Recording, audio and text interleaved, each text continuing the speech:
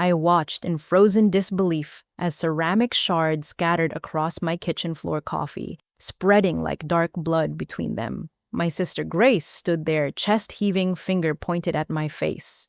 "Get out of your own house, you spoiled witch," she screamed, while our parents sat at my dining table silently sipping their tea.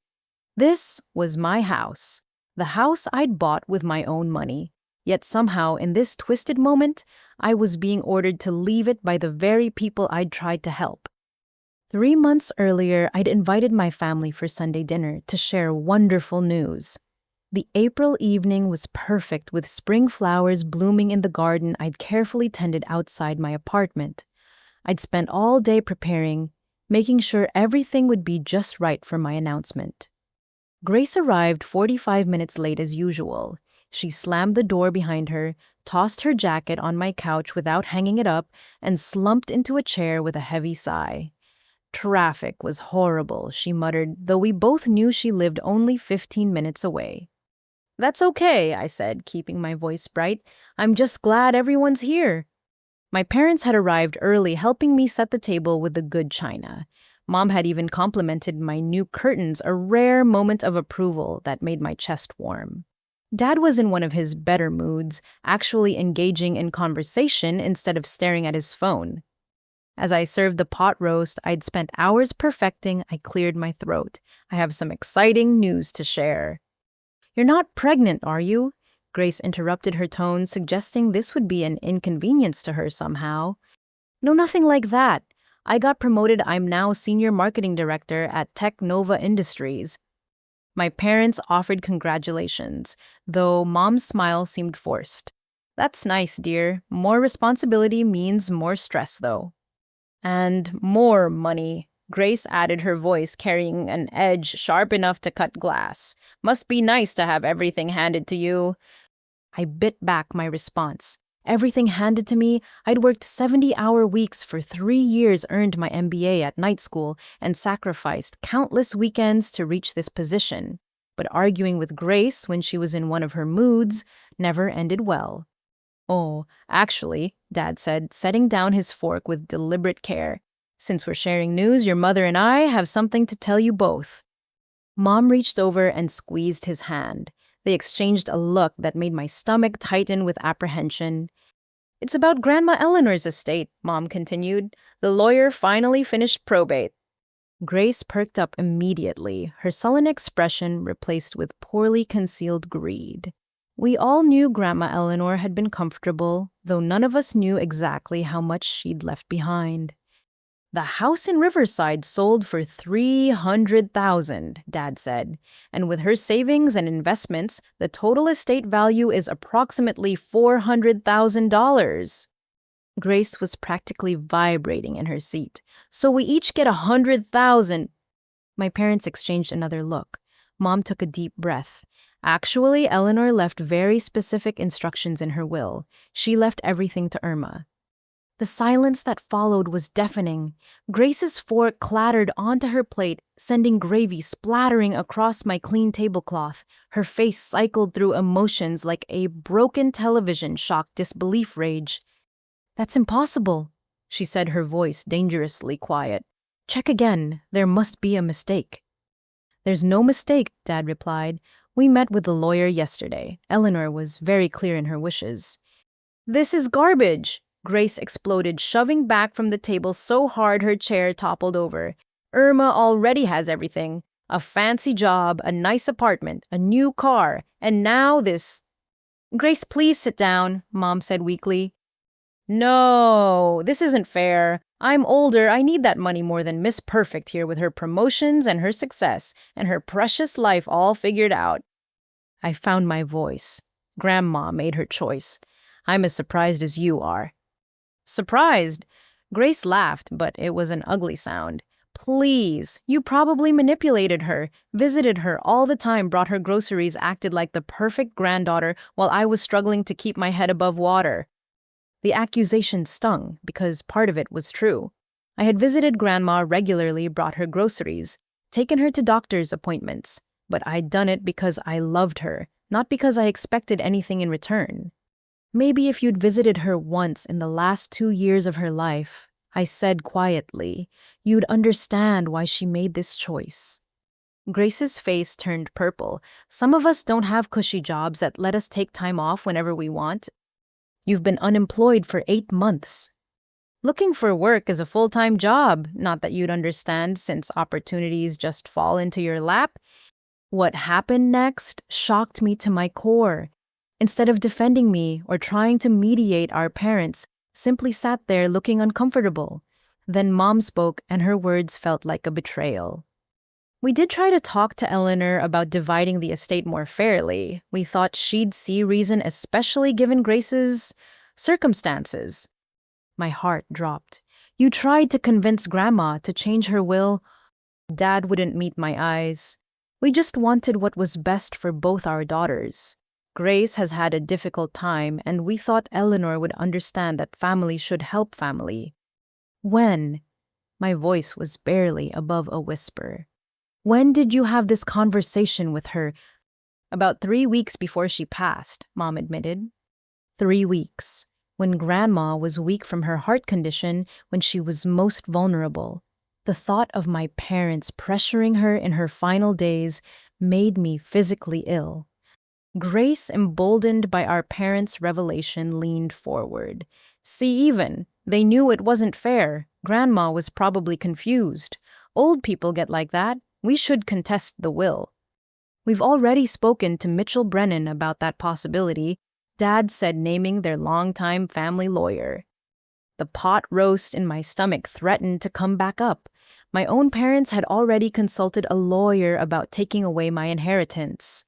The inheritance Grandma had specifically wanted me to have. I can't believe this, I said, standing up slowly. Grandma was completely lucid until the end. She knew exactly what she was doing. Of course you'd say that, Grace spat. You need to do the right thing here, Irma. Give me my fair share. Your fair share of what of the grandmother you ignored, of the woman whose calls you never returned. I was going through a tough time. You've been going through a tough time for the last decade, Grace. At what point do you take responsibility for your own life? Mom stood up, her face stern. That's enough. We're family. We don't speak to each other this way. Apparently we do, I said, gesturing at the disaster this dinner had become. Apparently, we also pressure dying relatives and plot to contest their final wishes. No one's plotting anything, Dad said, but his guilty expression betrayed him. We're just exploring options. $400,000 is a lot of money to give to one person, especially when the other is struggling. So I should be punished for not struggling, for working hard and building a career. No one's saying that, Mom said, but Grace is your sister. Family helps family. Those 3 words would become their weapon of choice in the coming months. Family helps family, as if that phrase could excuse any behavior, justify any demand, erase any boundary.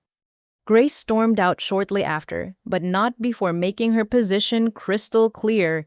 This isn't over, Irma. That money should be shared, and one way or another, I'm gonna get what I deserve.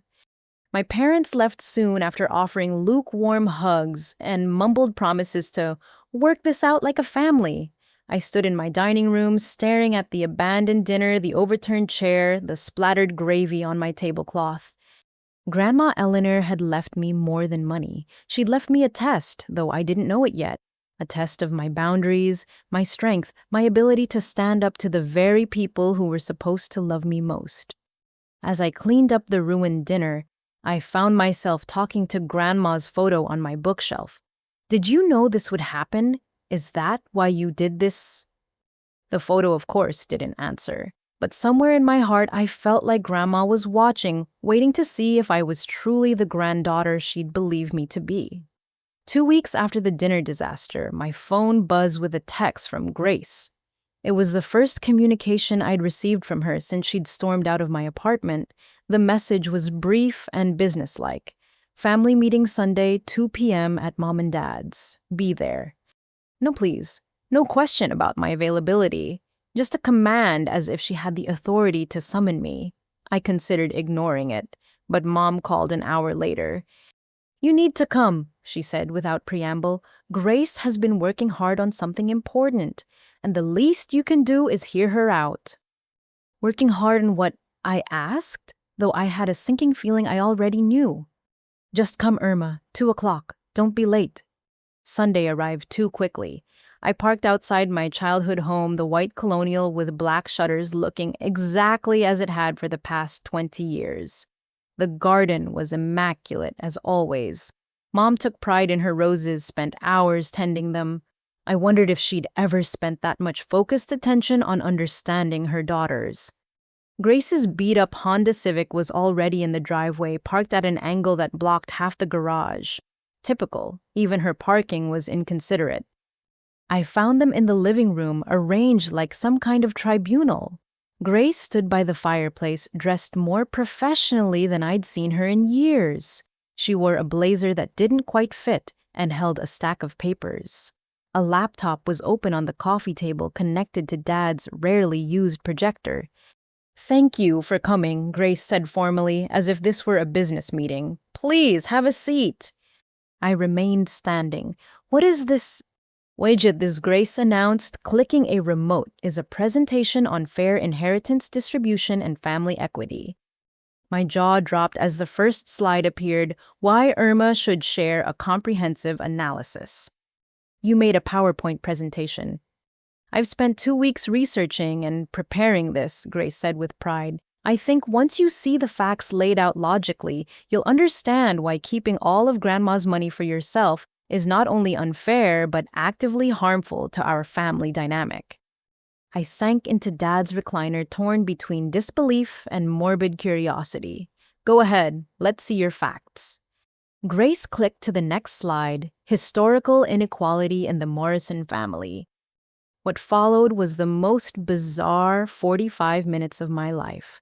Grace had created graphs showing the resource distribution of our childhood.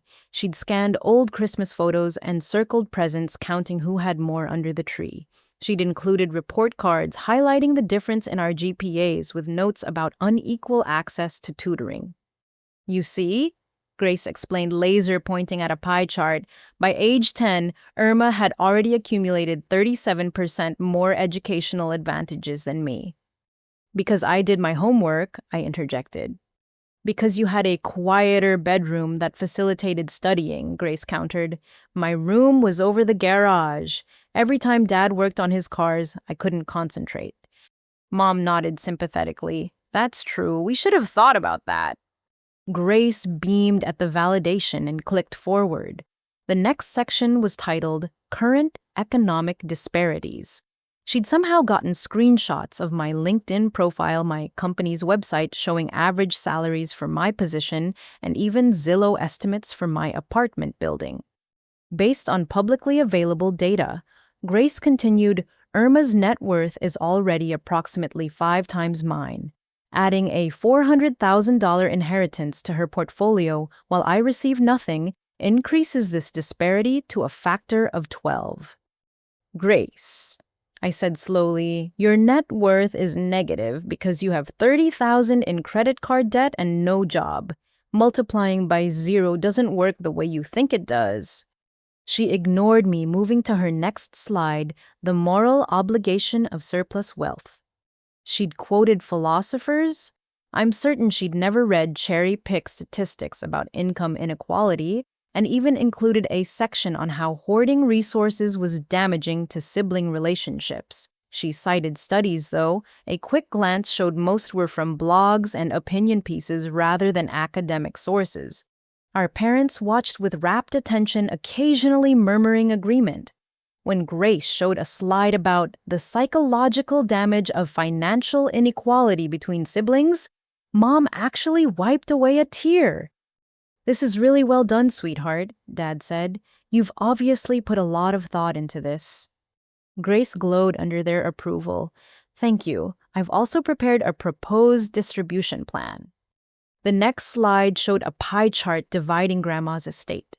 Grace had allocated 50% to herself, 30% to me, and 20% to our parents for their retirement. "Wait," I said, "you're giving them a cut. They weren't even in the will." "They deserve something for raising us," Grace said primly, "and they'll need it for their golden years." I looked at my parents, who suddenly found the carpet fascinating. You knew about this. You helped her plan this. We just offered some guidance, Mom said defensively. Grace came up with most of it herself. Including the part where you get $80,000. Dad cleared his throat.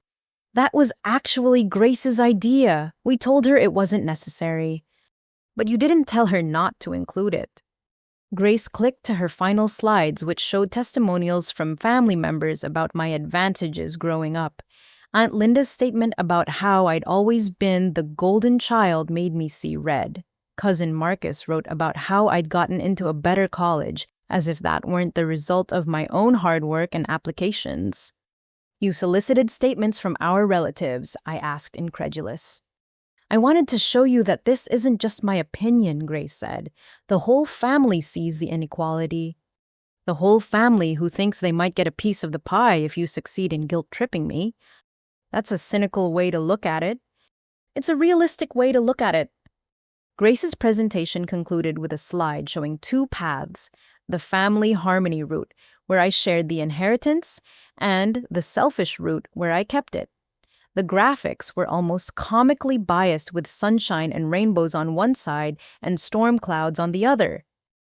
So, Grace said, closing the laptop with a satisfied snap, what do you think? I stood up, slowly looking at my family. My sister so proud of her manipulative presentation. My parents already spending money that wasn't theirs. The living room where I'd spent countless hours as a child, which now felt like enemy territory. I think, I said carefully, that Grandma knew exactly what she was doing when she wrote her will. Grace's face fell. You're still going to be selfish about this.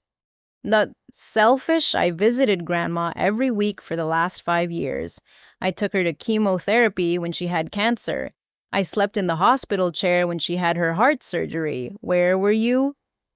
I was working. You've been unemployed for 8 months. And before that, what was your excuse then? Mom intervened. This isn't about keeping score, Irma. Isn't it Grace just showed me 45 slides of keeping score, counting Christmas presents from 20 years ago?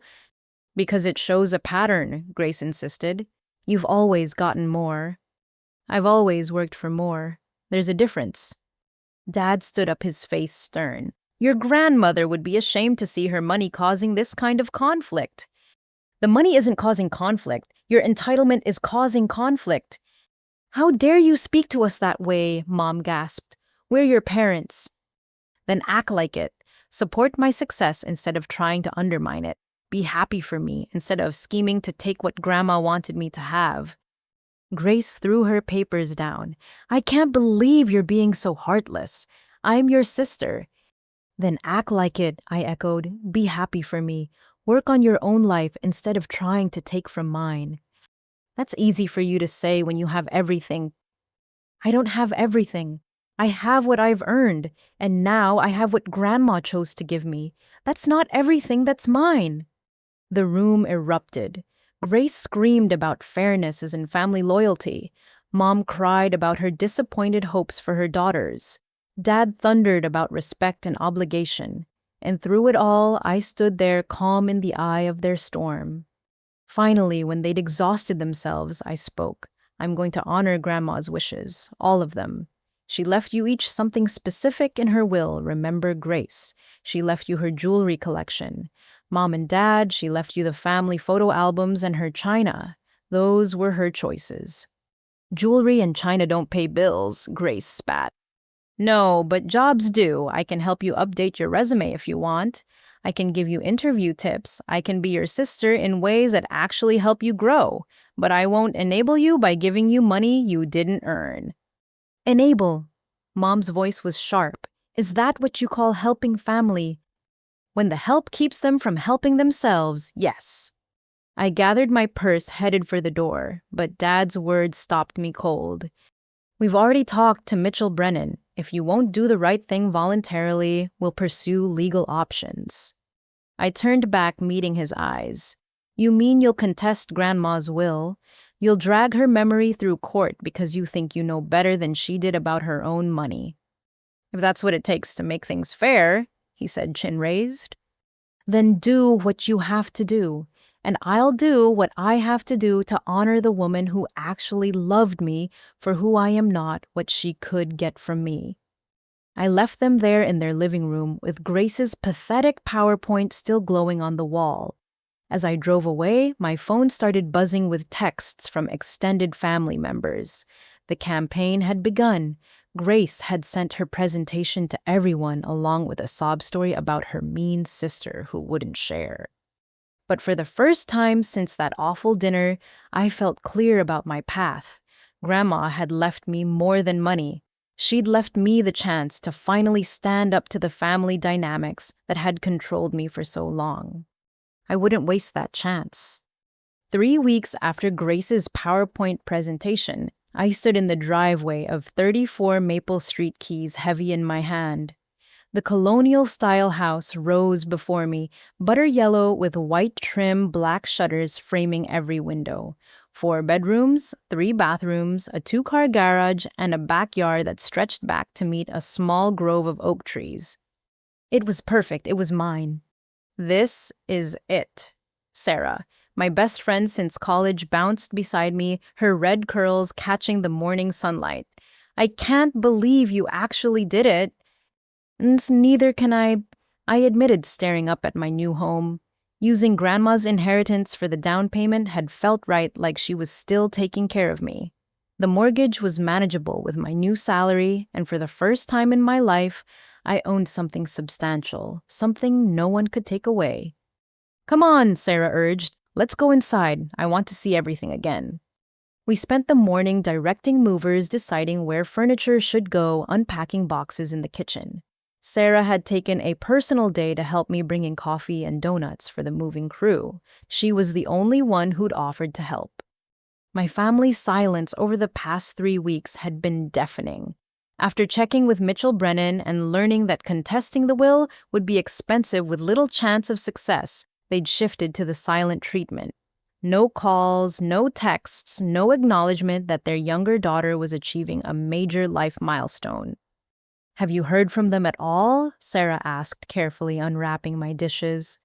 "Nothing. Radio silence since I told them about the house." "Their loss. This place is incredible. The kitchen alone is bigger than my entire apartment."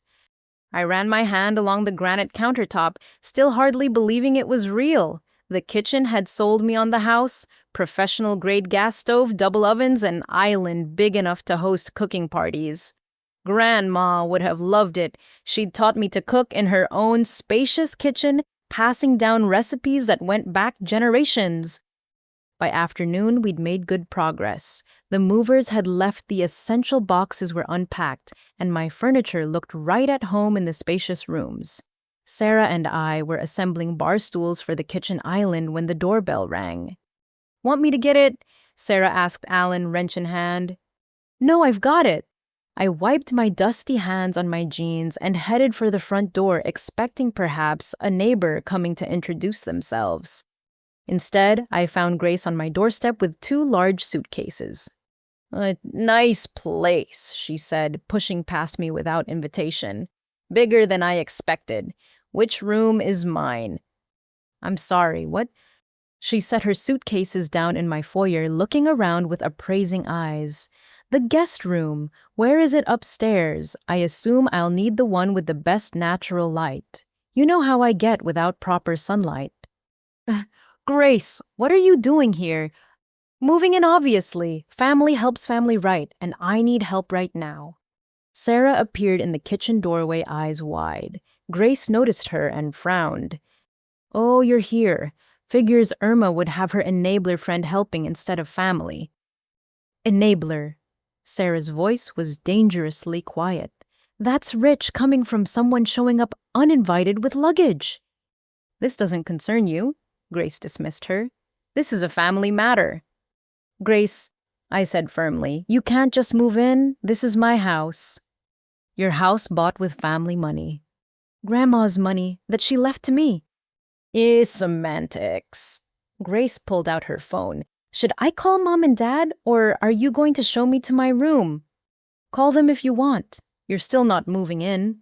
She dialed with theatrical flair, putting the phone on speaker. Mom answered on the second ring. Hi, sweetheart. How did it go? My stomach dropped. They knew. They'd planned this.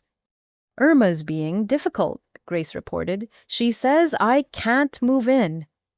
Put me on with her, Mom commanded. Grace held out the phone with a smirk. I didn't take it. She can hear you, Grace said. Irma Marie Morrison. Mom's voice filled my foyer. Your sister needs a place to stay. You have 4 bedrooms. 4, and you're living there alone like some hermit while your sister struggles. She has an apartment, I pointed out. Grace corrected. Past tense. Eviction is a nasty word, isn't it? You were evicted. Details aren't important. What's important is family supporting each other in times of need. Dad's voice joined the call. Your mother's right. We never thought we'd raise such a selfish daughter. What would Grandma Eleanor think? She'd think Grace should have paid her rent instead of buying designer handbags, I shot back. How dare you? Grace's face flushed. Those were investments in my professional image. You don't have a profession. Sarah stepped up beside me, moral support in human form. I think you all need to leave, she said calmly. Irma's had a long day and this ambush is inappropriate. Ambush! Mom's voice pitched higher. Family visiting family is an ambush now. Oh, family doesn't show up with luggage and demands, Sarah replied. Stay out of this, Dad barked through the phone. This is between family. Funny how family only matters when you want something from, I observed. We'll be there in 20 minutes, Mom announced. Don't do anything rash. The line went dead. Grace pocketed her phone with satisfaction. You called them before you came here, I realized. This was all planned. Sometimes you need an intervention, Irma. Your selfishness has gotten out of control. My selfishness. I'm selfish for wanting to live in the house I bought with money I inherited. You're selfish for having empty rooms while I'm homeless. You're not homeless. You were evicted for not paying rent. There's a difference. Semantics again. God, you love throwing around your education, don't you? Sarah touched my arm. Want me to call the police? You wouldn't dare, Grace hissed. Try me, Sarah said sweetly. I've been watching you manipulate Irma for years. Not in her new house. Not today. Manipulate, I'm her sister. Being related doesn't give you squatting rights. While they argued, I noticed Grace's suitcases, designer labels naturally, expensive bags to carry her life from one disaster to the next. How many months of rent had those cost? True to their word, my parents arrived in under 20 minutes. They must have driven like maniacs. Mom bustled in carrying a houseplant as if a ficus could soften their invasion. Dad followed with a grim expression. Now, Mom said, setting the plant on my kitchen island, let's discuss this like civilized people. There's nothing to discuss, I said. Grace can't live here. Just temporarily, Dad insisted, until she gets back on her feet. She's been falling down for 8 years. When exactly does the getting back on her feet part start? That's cruel, Mom said. That's factual. Grace had made herself comfortable on my new couch feet, up on the coffee table I'd just unwrapped. See what I have to deal with, she said to our parents. No compassion at all. I have compassion. I also have boundaries. Boundaries, Dad scoffed. Modern nonsense. Family doesn't have boundaries. Healthy families do. Are you saying we're not healthy? Mom's voice was dangerously quiet.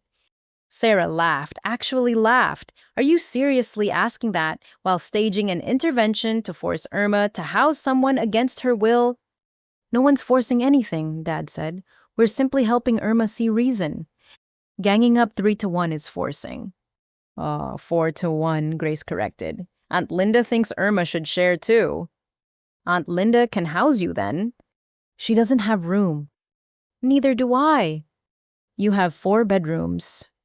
And they're all mine. My office, my guest room for actual invited guests, my craft room, and my bedroom. All allocated. No vacancy. Mom's face turned red. Craft room? You need a craft room more than your sister needs shelter. Yes, I said simply, because it's my house. The argument escalated from there. Grace cried about being abandoned by her only sister. Mom guilt-tripped about all the sacrifices she'd made raising me. Dad lectured about family values and Christian charity. Sarah stood beside me like a guardian angel with a spine of steel. Finally, exhausted and overwhelmed, I made a decision I'd regret. 1 week, I said quietly. Everyone stopped talking. What? Grace perked up. 1 week. You can stay 1 week while you find another place. That's it. Sarah grabbed my arm. Irma, no, don't do this. But I was so tired. Tired of fighting, tired of being painted as the villain, tired of their united front against me.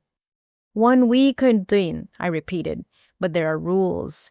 No guests, no parties, no touching my things. You buy your own food, you clean up after yourself, and you spend every day job hunting and apartment searching.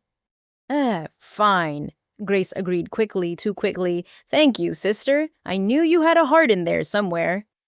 Our parents beamed like they'd won a great victory. Mom hugged me, enveloping me in her familiar perfume. I knew you'd do the right thing. Family helps family. There it was again, their favorite weapon. They left soon after mission accomplished. Sarah stayed to help me set up the guest room, her disapproval radiating with every movement. This is a mistake, she said, smoothing out the comforter on the bed that would become Grace's. You know she won't leave in a week. I'll make her. How you couldn't even make her leave today? I didn't have an answer for that. Sarah left as the sun set, hugging me tight at the door. Call me if you need anything, and I mean anything. 3 a.m., middle of a workday whenever. Promise. Promise? Grace had already made herself at home. Her belongings exploded across the guest room like a department store had sneezed. Her expensive shoes lined the closet floor. Her clothes draped over every surface. Her cosmetics colonized the guest bathroom counter. This is temporary, I reminded her as I passed her room. Of course, she agreed, not looking up from her phone. Super temporary. Hey, what's the Wi-Fi password? I gave it to her, another decision I'd regret. That night, in my new house that already felt less like mine, I lay in my master bedroom staring at the ceiling. 1 week, I told myself. 7 days. 168 hours. How bad could it be? If I'd known then what those 7 days would multiply into, I would have changed my locks that very night. But hope, that dangerous emotion, whispered that maybe this time would be different. Maybe Grace would actually try. Maybe my family would see my generosity and appreciate it instead of exploiting it. Maybe I was still, after everything, hopelessly naive about the people who claimed to love me most. The 1 week deadline came and went like a whisper in a hurricane. On day 8, when I brought it up over breakfast, Grace looked at me with wounded eyes. I'm trying, Irma. Do you know how hard it is to find an affordable place in this market? Everything requires first, last, and security deposit. Where am I supposed to get $3,000? From a job, I suggested pouring coffee into my mug, the same one I'd have to replace soon. I've been applying everywhere. It's not my fault the economy is trash. I'd seen her job hunting. It consisted mainly of scrolling through social media and occasionally complaining that entry-level positions wanted experience. Her laptop browser history, which she'd forgotten I could see on my Wi-Fi network, showed more time on shopping sites than job boards. On day 10, I came home from work to find a familiar car in my driveway. Mom's silver sedan parked behind Grace's Honda like they were settling in for a long visit. Inside, I found them in my kitchen. Mom was cooking dinner using my groceries. Grace was at the island painting her nails, and the house smelled like the pot roast Mom only made for special occasions. Oh, good you're home, Mom said without turning around. Dinner will be ready in 20 minutes. I hope you don't mind I used that roast from your freezer. It was going to get freezer burn. It was 2 weeks old, I said flatly. And I do mind. What are you doing here? Making sure my daughters eat a proper meal together. You've both been so busy lately, we never have family time. We had family time when you ambushed me last week. Grace, now working on her toenails with my living room coffee table as a pedicure station, piped up. That wasn't family time. That was an intervention. Totally different vibe. Grace, get your feet off my coffee table. Relax, I put a towel down. It was my towel. My good towel from the master bathroom set Sarah had given me as a housewarming gift. Use your own towels. I forgot to pack bath towels. Can you believe that I've been having to borrow yours? My eye twitched. Borrow. Well, yeah, what's mine is yours, and what's yours is mine, right, sister code? That's not a thing. It totally is. Mom tsked from the kitchen. You two bicker like children. Grace helps set the table. Irma, your father will be here any minute. He's bringing dessert from that bakery you like. I didn't invite Dad. I didn't invite any of you to dinner. Family doesn't need an invitation, Mom said, the phrase rolling off her tongue like a practiced prayer. And that became the pattern. My parents started dropping by whenever they pleased, using the spare key they'd somehow gotten from Grace.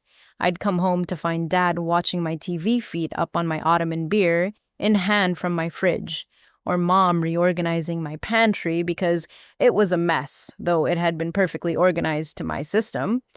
2 weeks in, I changed the locks. The locksmith had barely pulled out of my driveway when my phone exploded with calls.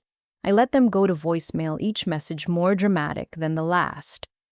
Grace, I'm locked out in the rain. Is this how you treat family? Mom, I cannot believe you would change the locks without telling us. What if there's an emergency? Dad, this is unacceptable. We need to have a serious conversation about respect. It wasn't raining. Any emergency could be handled by calling 911. And respect apparently only flowed one direction in the Morrison family. When I got home that evening, I found them all on my front porch. Grace had clearly been crying mascara, strategically smudged for maximum effect. Mom held a casserole dish like a peace offering. Dad stood with his arms crossed, disappointment radiating from every pore. 2 hours. Grace said the moment she saw me. I've been sitting out here for 2 hours. You could have gone to Mom and Dad's. This is my home. No, Grace, this is my home. You're a guest who was supposed to leave 10 days ago. Are you really going to make us stand out here like salespeople? Mom asked. I unlocked the door, let them in, already regretting it. They filed past me, Grace, stomping dramatically, Mom sniffing with wounded dignity, Dad shaking his head like I'd failed a crucial test. We need to talk about boundaries, Dad announced, settling into my armchair. I agree completely. Good. Then you'll understand why changing the locks without notice was inappropriate. What's inappropriate is showing up uninvited, using a key you weren't given, and treating my home like a community center. Community center. Mom's voice pitched high. Is that what you think of family? I think families should respect each other's space and privacy. Privacy from your parents. She said it like I'd suggested something obscene. Grace, meanwhile, had gone to the kitchen and was making herself a sandwich with my groceries. We need to talk about the food situation, too, she called out. You're out of that good mustard. Buy your own mustard? With what money I'm unemployed, remember? Still, it's been 2 weeks. These things take time. How much time? Because you've been unemployed for almost 9 months now. 8.5, she corrected, as if that made it better. Mom jumped in. She's trying, Irma. The job market is brutal right now. For everyone else, maybe, but places are hiring. The coffee shop downtown has a help wanted sign. The grocery store is looking for cashiers. The call center... Those are beneath her, Mom interrupted. Beneath her, she's homeless. She's not homeless, Dad corrected. She lives here. Temporarily. Well, that's what we need to discuss, he said, using his business voice. This arrangement clearly isn't working. Hope bloomed in my chest. Finally, they were seeing reason. Which is why he continued crushing that hope. We think it's best if Grace stays here permanently. She can pay rent once she finds a suitable position. The sandwich Grace was making fell apart as she spun around. Even she looked surprised. Permanently? It makes sense, Mom said quickly. This house is too big for one person. Grace needs stability to focus on her career search. And frankly, Irma, you could use the company. It's not healthy, a young woman living alone in a house this size. I like living alone. You think you die, Mom said with that infuriating, knowing smile. But humans are social creatures. Grace living here would be good for both of you. No. Don't be so quick to... No, absolutely not. Grace is leaving by the end of this week or I'm calling the police. The police? Dad stood up, his face flushing. You'd call the police on your own sister. If she's trespassing, yes. Trespassing. Grace looked genuinely hurt. I'm trespassing by existing in your precious space. You're trespassing by refusing to leave when asked. This is exactly why Grandma should have split the inheritance, Grace spat. You're selfish to your core. Grandma knew exactly who was selfish in this family, and it wasn't me. The fight that followed was ugly. Accusations flew like shrapnel. Grace called me heartless. Mom cried about where she went wrong raising such a cold daughter. Dad threatened vague consequences about reconsidering their will, as if I cared about their money after dealing with their emotional manipulation. They left eventually, but Grace remained. She'd perfected the art of being just pitiful enough that I couldn't bring myself to physically remove her. She'd cry about having nowhere to go, then I'd find shopping bags hidden in her room. She'd claim she was too depressed to job hunt, then I'd hear her laughing on video calls with friends planning nights out she couldn't afford. 3 weeks in, I started finding my things in her room. My favorite sweater, my expensive hair straightener, my laptop charger. When confronted, she'd claim she borrowed them always with air quotes. Always with that smirk that said she knew I wouldn't do anything about it. What's yours is mine, remember? She'd say. Sister code. The house I'd bought to be my sanctuary had become a prison. Every day brought new violations. Grace's friends would appear without warning, treating my living room like a lounge. Her laundry multiplied until it seemed she was washing clothes for an army. My utility bills doubled, then tripled. But the worst part was the gaslighting. When I'd complain about her dishes in the sink, she'd swear she'd just been about to wash them. When I'd find my food missing, she'd insist I must have eaten it and forgotten. When her music blared at 2 a.m., she'd claim I was being sensitive that it wasn't that loud. You're so uptight lately, she told me one morning after I'd found her passed out on my couch, empty wine bottles surrounding her like fallen soldiers. My wine, my expensive wine I'd been saving for special occasions. I'm not uptight. I'm exhausted from living with someone who has no respect for boundaries. Boundaries, she scoffed, echoing our father. There you go with that therapy speak again. Not everything needs a label, Irma. Sometimes families just live together. It's normal. This isn't normal. Normal roommates pay rent. Normal house guests leave when asked. Normal sisters don't hoard their grandmother's entire inheritance while their sibling suffers. Always back to the money. Every argument, every conflict, every boundary I tried to set crashed against the wall of their resentment over Grandma's will. One evening, I came home to find Grace had rearranged my living room, my furniture, my carefully chosen pieces shoved around to her liking. My grandmother's antique reading chair was pushed into a corner. The coffee table Sarah had helped me pick was replaced with Grace's battered ottoman. What did you do? She looked up from the couch where she was painting her nails again, using my coffee table books as a flat surface. Just improved the feng shui. It was so stuffy before. You're welcome. Move it back. God, you're so dramatic about everything. It's just furniture. It's my furniture in my house. Our house, she corrected. I live here too. Not by invitation. Mom says possession is 9/10 of the law. Mom's not a lawyer. Neither are you. I spent that night moving everything back while Grace complained about the noise. When I finished sweating and exhausted, she looked at the restored room and shrugged. I liked it better my way. 4 weeks. She'd been in my house for 4 weeks, and I was starting to understand why Grandma had cut her out of the will. This wasn't about money or favoritism. This was about patterns. Grace didn't just take things, she consumed them. Space money, energy peace. She devoured it all with the casual entitlement of someone who'd never been told no. Except Grandma had told her no. One final, definitive no from beyond the grave. And now I understood why. The question was whether I'd be strong enough to enforce it, or if I'd let Grace and my parents guilt me into submission, one borrowed towel, one stolen bottle of wine, one uninvited dinner at a time. Standing in my living room, everything back in its place, but somehow feeling wrong, I made a decision. Grace had to go. My parents had to accept it. And if they wouldn't do it voluntarily, I'd have to find another way. I just didn't know yet how much worse it would get before I found the strength to fight back. Week 5 marked the beginning of Grace's complete transformation of my sanctuary into her personal playground.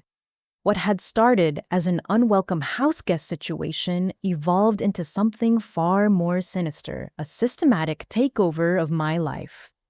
It began subtly. I'd wake up to find strangers in my kitchen nursing hangovers with my coffee. "Oh, that's just Tyler," Grace would say, waving vaguely at a man I'd never seen before. He needed somewhere to crash after the party. "What party?" "The networking event I went to, for my job search." Tyler, unshaven and reeking of alcohol, raised my favorite mug and a mock toast. "Great place you got here. Grace said you wouldn't mind." "Grace was wrong. You need to leave." "Irma!" Grace's voice was scandalized. "You can't just throw people out. He's having a rough time. His girlfriend kicked him out." "Not my problem."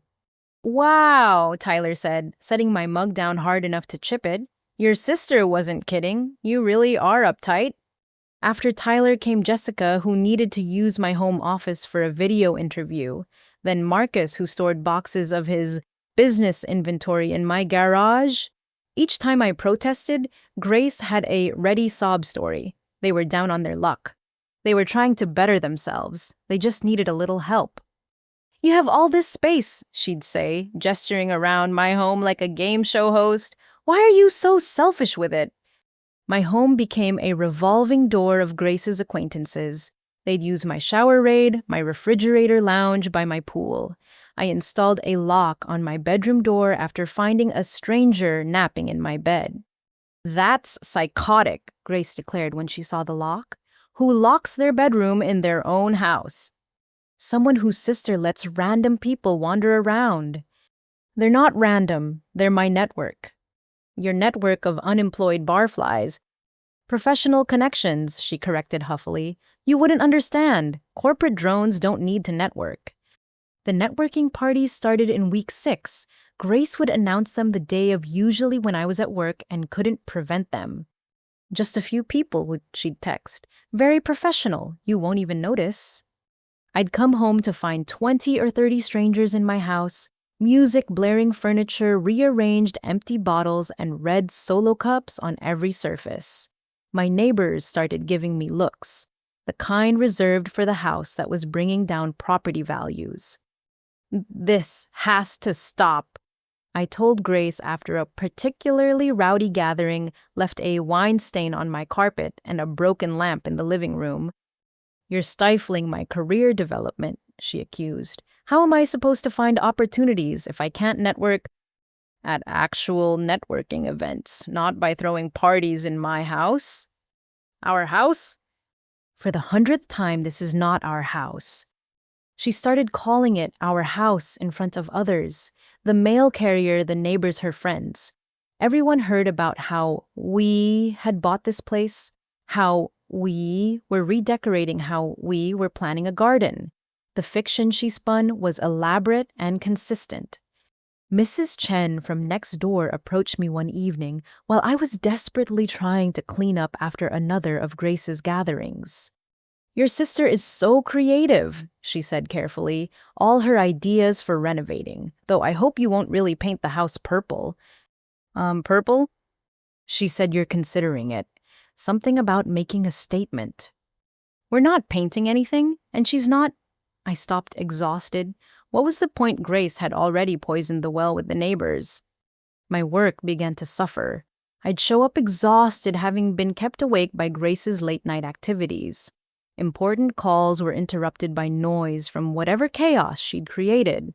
I started working late just to avoid going home, which Grace used as evidence that I was a workaholic who didn't need a personal life. The turning point came when my boss Patricia called me into her office. "Irma, is everything okay at home?" Her voice was gentle but concerned. "Why do you ask? You've seemed distracted lately, and there was that incident with the conference call." The incident. Grace had picked up my home office phone during a critical client presentation despite the "do not disturb" sign I'd taped to the door. She'd chatted cheerfully with my biggest client about how stressed I'd been lately, how I'd been making mistakes, how maybe they should consider giving her some space. I'd lost the account. "I'm handling it," I told Patricia. "I hope so. You're one of our best, Irma. I'd hate to see personal issues affect your trajectory here." That night, I came home to find my home office transformed into Grace's workout room.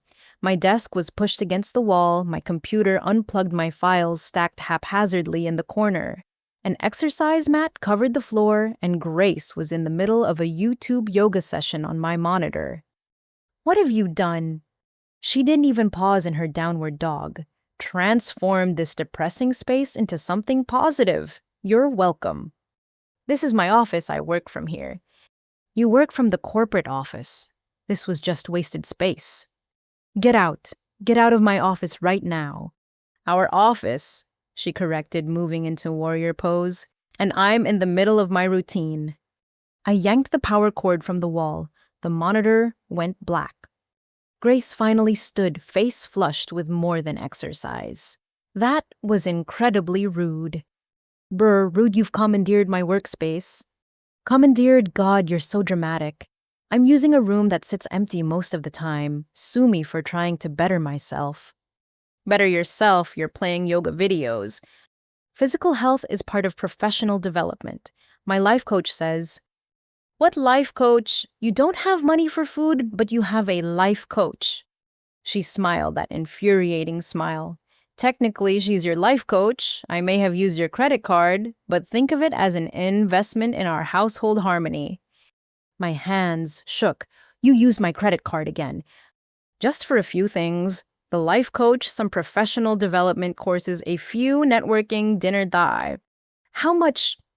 She waved dismissively. "Numbers are so limiting. The point is, I'm investing in my future. With my money, our money, what's yours is mine, remember?" I locked myself in my bedroom that night and called my credit card company. $3,000 in new charges.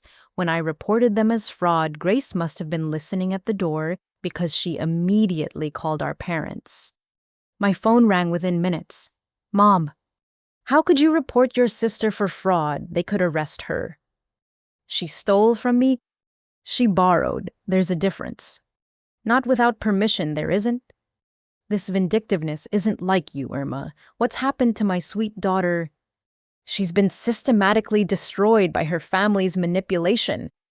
"Manipulation. We're trying to help you girls work things out. By enabling Grace's criminal behavior." "Criminal? She's your sister."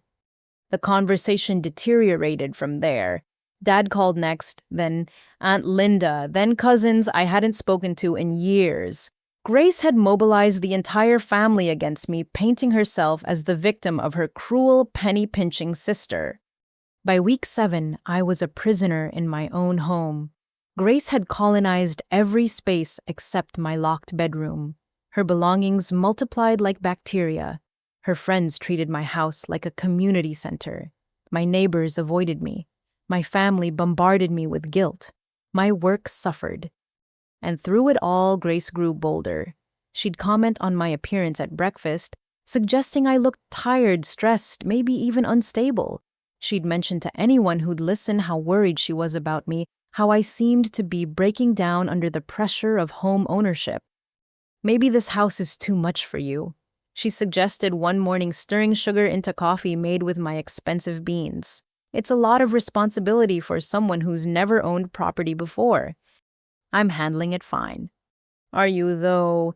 The neighbors are talking about the noise. Your boss seems concerned. Even mom and dad think you're struggling. Because you keep telling everyone I'm just observing, sister. Maybe you bit off more than you could chew.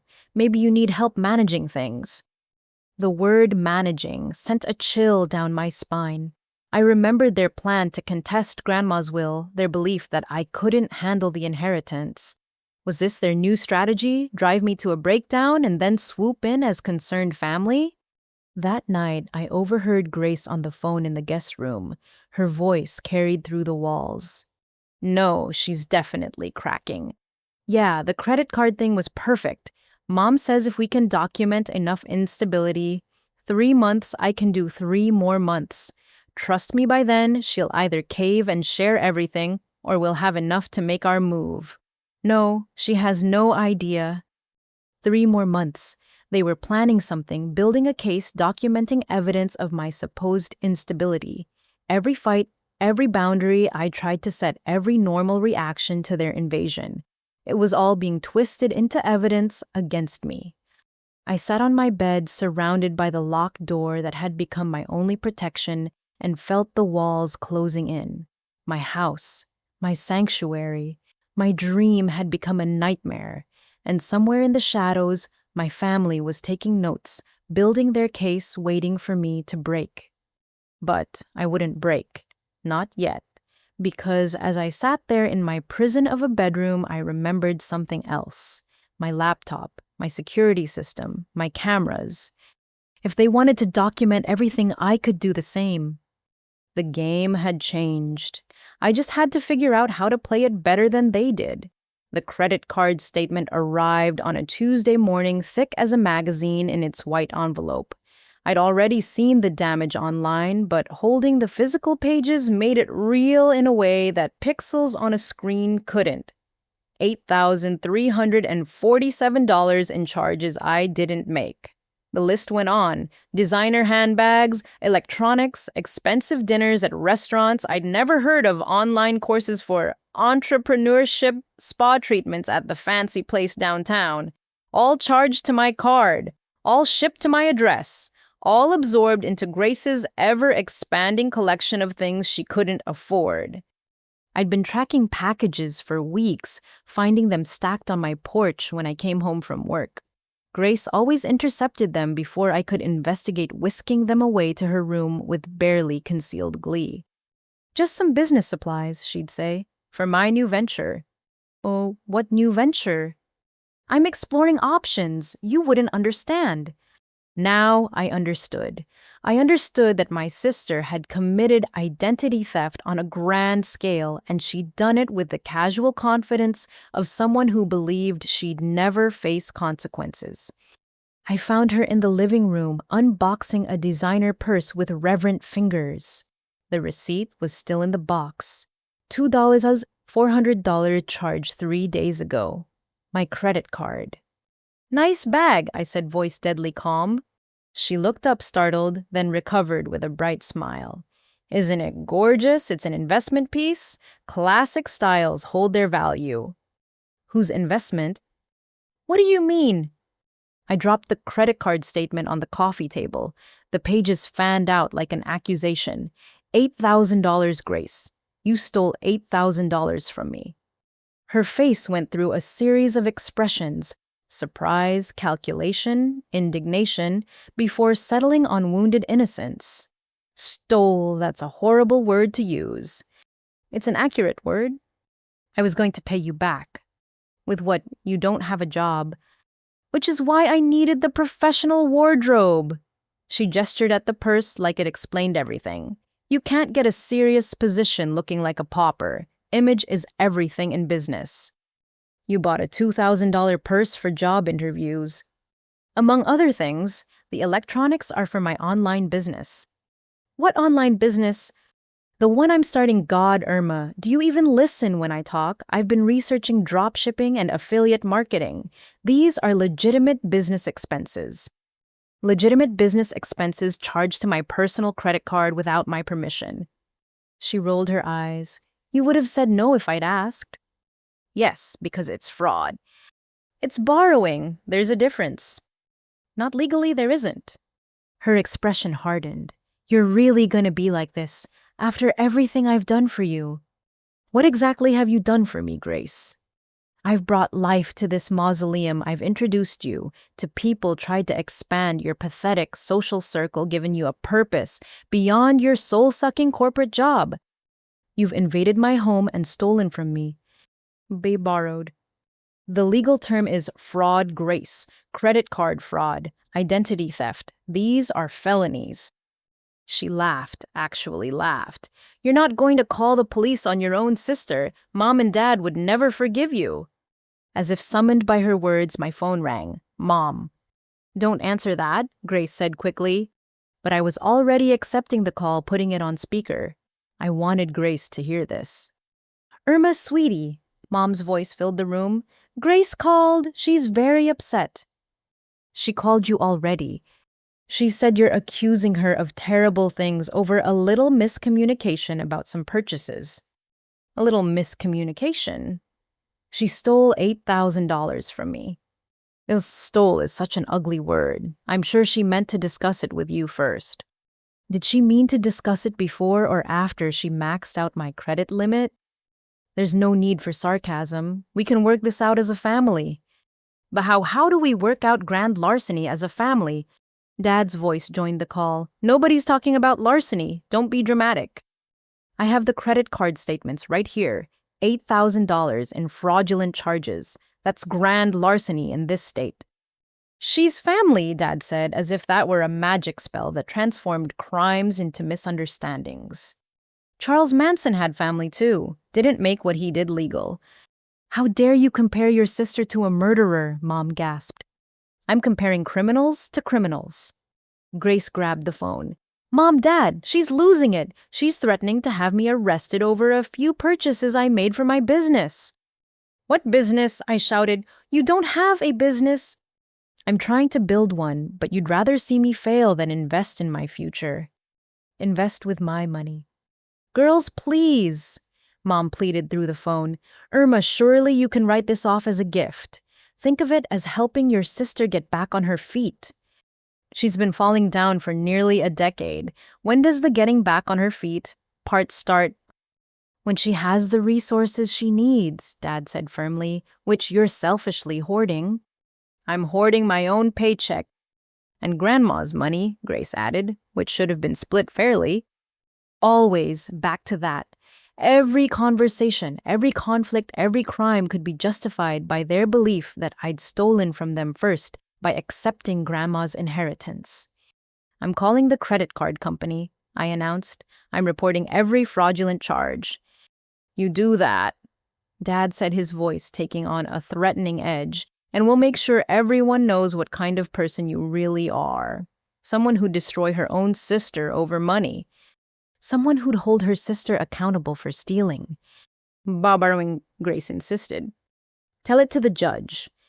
I hung up and immediately called my credit card company. As I waited on hold, Grace paced the living room, working herself into a righteous fury. I can't believe you're doing this. After I've been here for you, supporting you through this transition, helping you make this house a home. You've been squatting in my house and stealing from me. I've been trying to improve my situation. Do you know how hard it is to watch you have everything while I have nothing? I have what I've earned. You have what you were given by Grandma, by your company, by the universe that decided you deserved success, while I deserved struggle.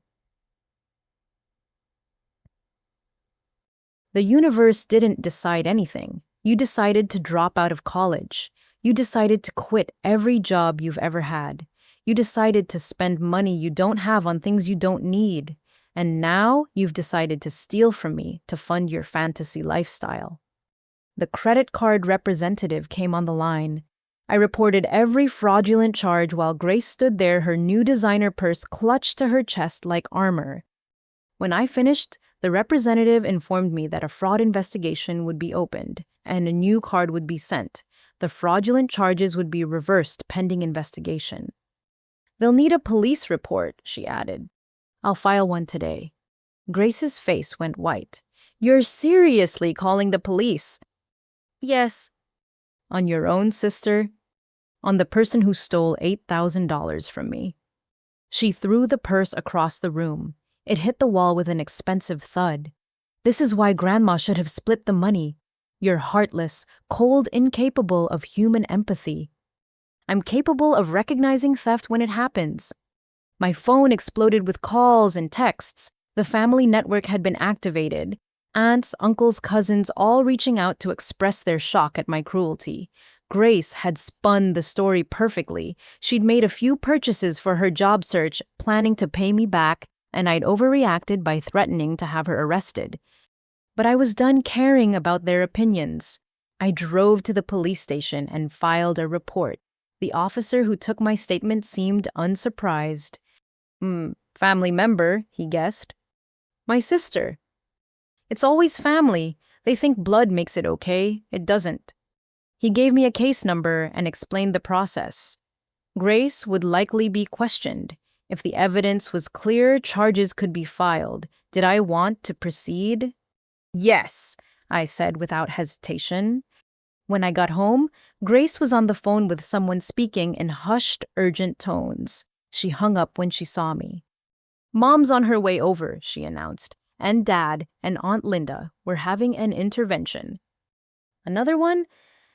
This is serious, Irma. You're about to destroy our family over your greed. I'm destroying our family. You stole from me. I borrowed, and only because you refused to share what should have been mine in the first place. The doorbell rang before I could respond. My family filed in like an army prepared for battle. Mom's eyes were red from crying. Dad's jaw was set in that way that meant he'd made up his mind about something. Aunt Linda clutched her purse like she might need to make a quick escape. We need to talk about this police report, Dad began without preamble. There's nothing to discuss. Grace committed fraud. I reported it. End of story. You need to withdraw the complaint, Mom said, today, before this goes any further. No. Irma Marie Morrison.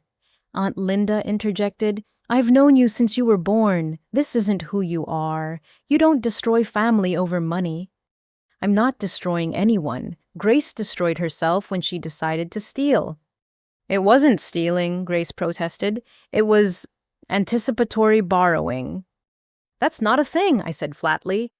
The point is, Dad said, raising his voice to regain control, you need to fix this. Call the police. Tell them it was a misunderstanding.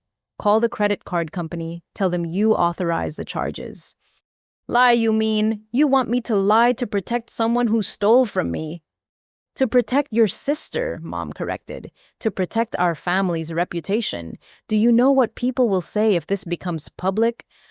The truth? That Grace is a thief.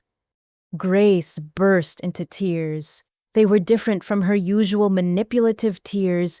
These seemed genuinely fueled by rage and fear. I was trying to better myself. I was trying to build something, but you couldn't stand it, could you? Couldn't stand the idea of me succeeding. Succeeding at what? Maxing out my credit card?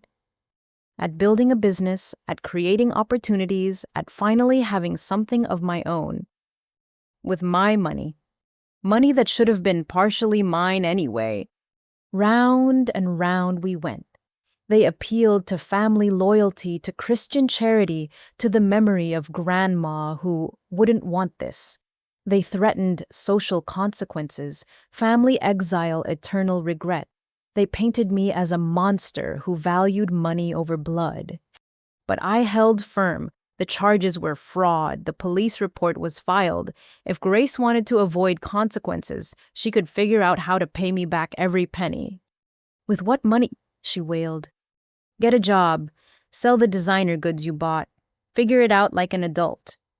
You're really going to do this? Dad said not a question, but a statement of disgust. You're really going to have your sister arrested. Grace is having herself arrested by committing crimes. They left eventually, but not before Mom delivered one final blow. I never thought I'd raised such a selfish daughter. Your grandmother would be ashamed. But I knew better. Grandma had seen this coming. That's why she'd left everything to me. Not because she loved me more, but because she knew I'd be the only one strong enough to withstand the family's pressure. She'd given me the resources to finally say no. That night, as I sat in my bedroom with the door locked against the storm brewing in my own home, I pulled out the credit card statement again. $8,000. Grace had stolen $8,000 as casually as borrowing a cup of sugar. And she'd do it again if I let her. But I wouldn't let her. Not anymore. The police report was filed. The fraud investigation was begun. The line in the sand was drawn. What happened next would either save my sanity or destroy my family completely, maybe both. Either way, there was no going back now. My 29th birthday fell on a Saturday, 3 days after I'd filed the police report. The irony wasn't lost on me. Another year older, supposedly wiser, yet living in a house that felt more like a battlefield than a home.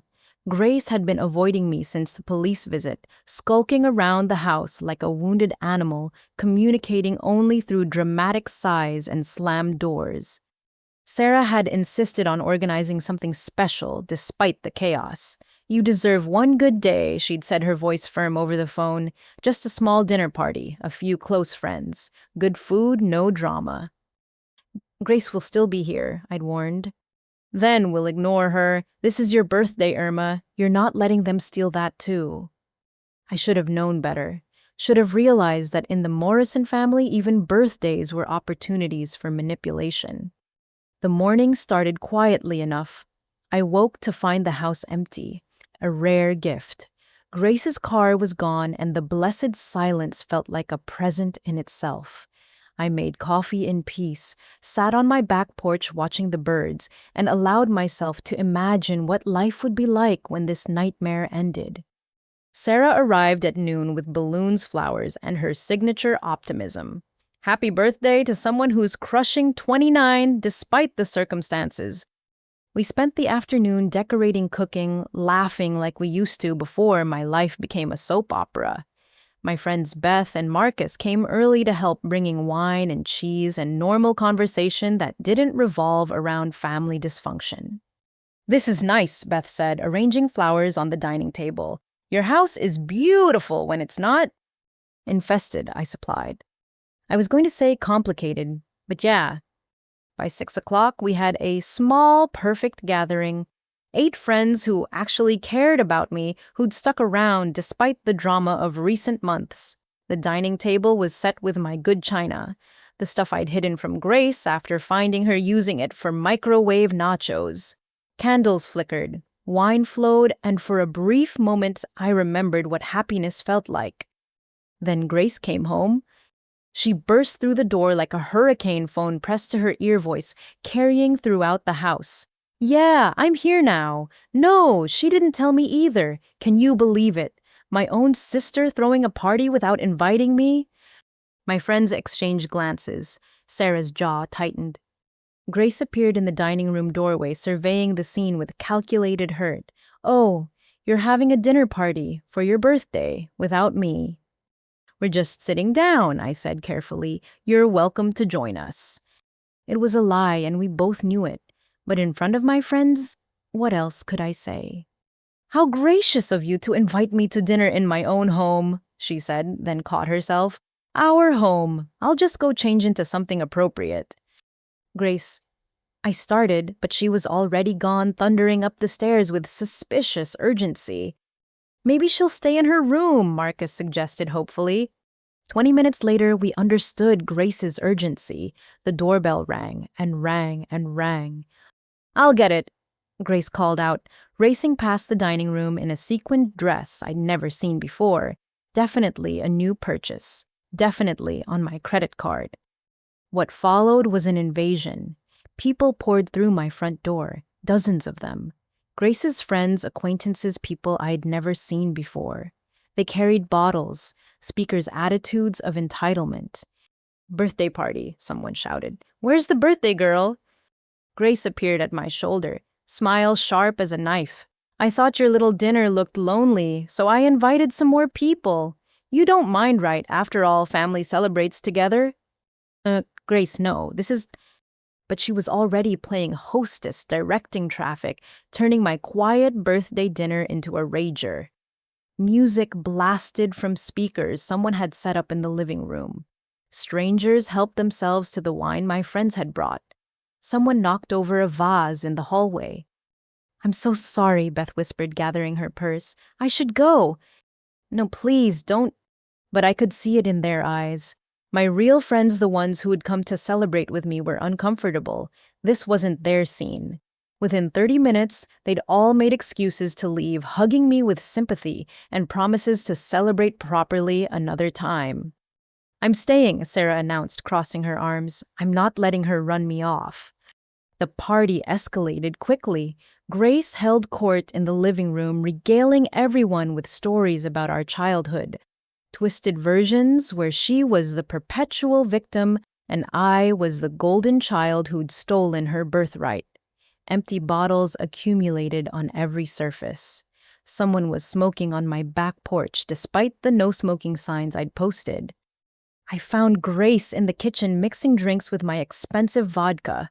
"You need to send these people home."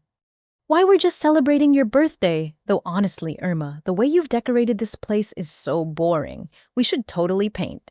"I'm thinking purple accent walls." "We're not painting anything, and these people need to leave. Now." "God, you're such a buzzkill. No wonder your friends left early. Who abandoned someone on their birthday? Real friends would have stayed." "Real friends respect boundaries." There you go with that word again. Boundaries, boundaries, boundaries. You know what your boundary is, Irma, a wall. A wall between you and actual human connection.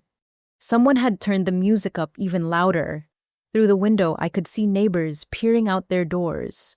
Mrs. Chen looked directly at me, disappointment clear on her face, before she retreated inside. "Grace, I'm serious. End this now or I'm calling the police." She laughed, bright and false. "The police again. What is it with you and calling the cops? First the credit card thing, now this, do you have their number on speed dial? Turn off the music and send everyone home. Make me." We stared at each other across my kitchen island, sisters who'd become strangers. Or maybe we'd always been strangers and I'd just been too hopeful to see it.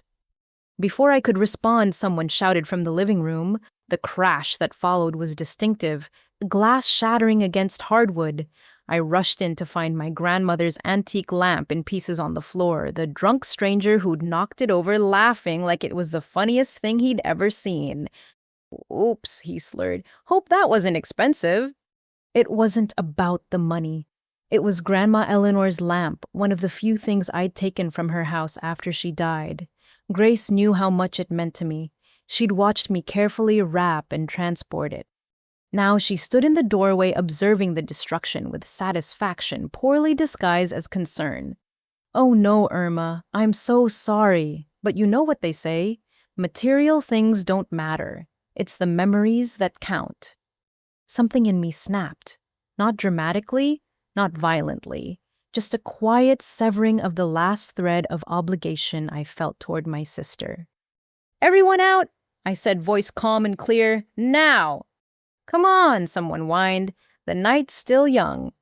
"Out, all of you, or I call the police and report a break-in." "A break-in!" Grace's voice pitched high with indignation. "I live here." "No," I said firmly, "you don't. You're a guest who's overstayed her welcome, and now you're trespassing. All of you are trespassing." I pulled out my phone, started dialing. The party atmosphere shifted. People began gathering their things, mumbling complaints about uptight hosts and family drama. They filed out slowly, reluctantly leaving destruction in their wake. Grace saved her performance for last. In front of the remaining audience, she began to cry. I just wanted to celebrate your birthday. I wanted to do something nice for you. By destroying my home? By trying to bring some life into your depressing existence. But you can't appreciate anything, can you? You're so consumed by your possessions, your boundaries, your rules that you can't see when someone's trying to love you. This isn't love, Grace. This is sabotage. She stormed upstairs, making sure to stomp on every step. The house finally fell quiet, except for the gentle tinkling of broken lamp fragments when I walked. Sarah helped me clean up both of us, working in exhausted silence. Pizza boxes, beer bottles, cigarette butts, mysterious stains on my carpet. The lamp was beyond salvage, its hand-painted shade crushed beyond recognition. I'm so sorry, Sarah said, dumping another load of trash into a bag. You deserved better for your birthday. I know what I need to do, I said quietly. Finally. As if summoned by the universe's twisted sense of timing, my parents arrived. Of course they did. They'd skipped my actual birthday dinner but showed up for Grace's destruction derby. What on earth happened here? Mom demanded, surveying the damage. Grace threw a party, I said simply. For your birthday, we heard all about it. How could you throw her out of her own birthday celebration? It wasn't her birthday. She was trying to do something nice. She was trying to destroy my peace, and she succeeded. Dad picked up a beer bottle with disgust. This is what happens when young women live without proper supervision. Supervision, I'm 29.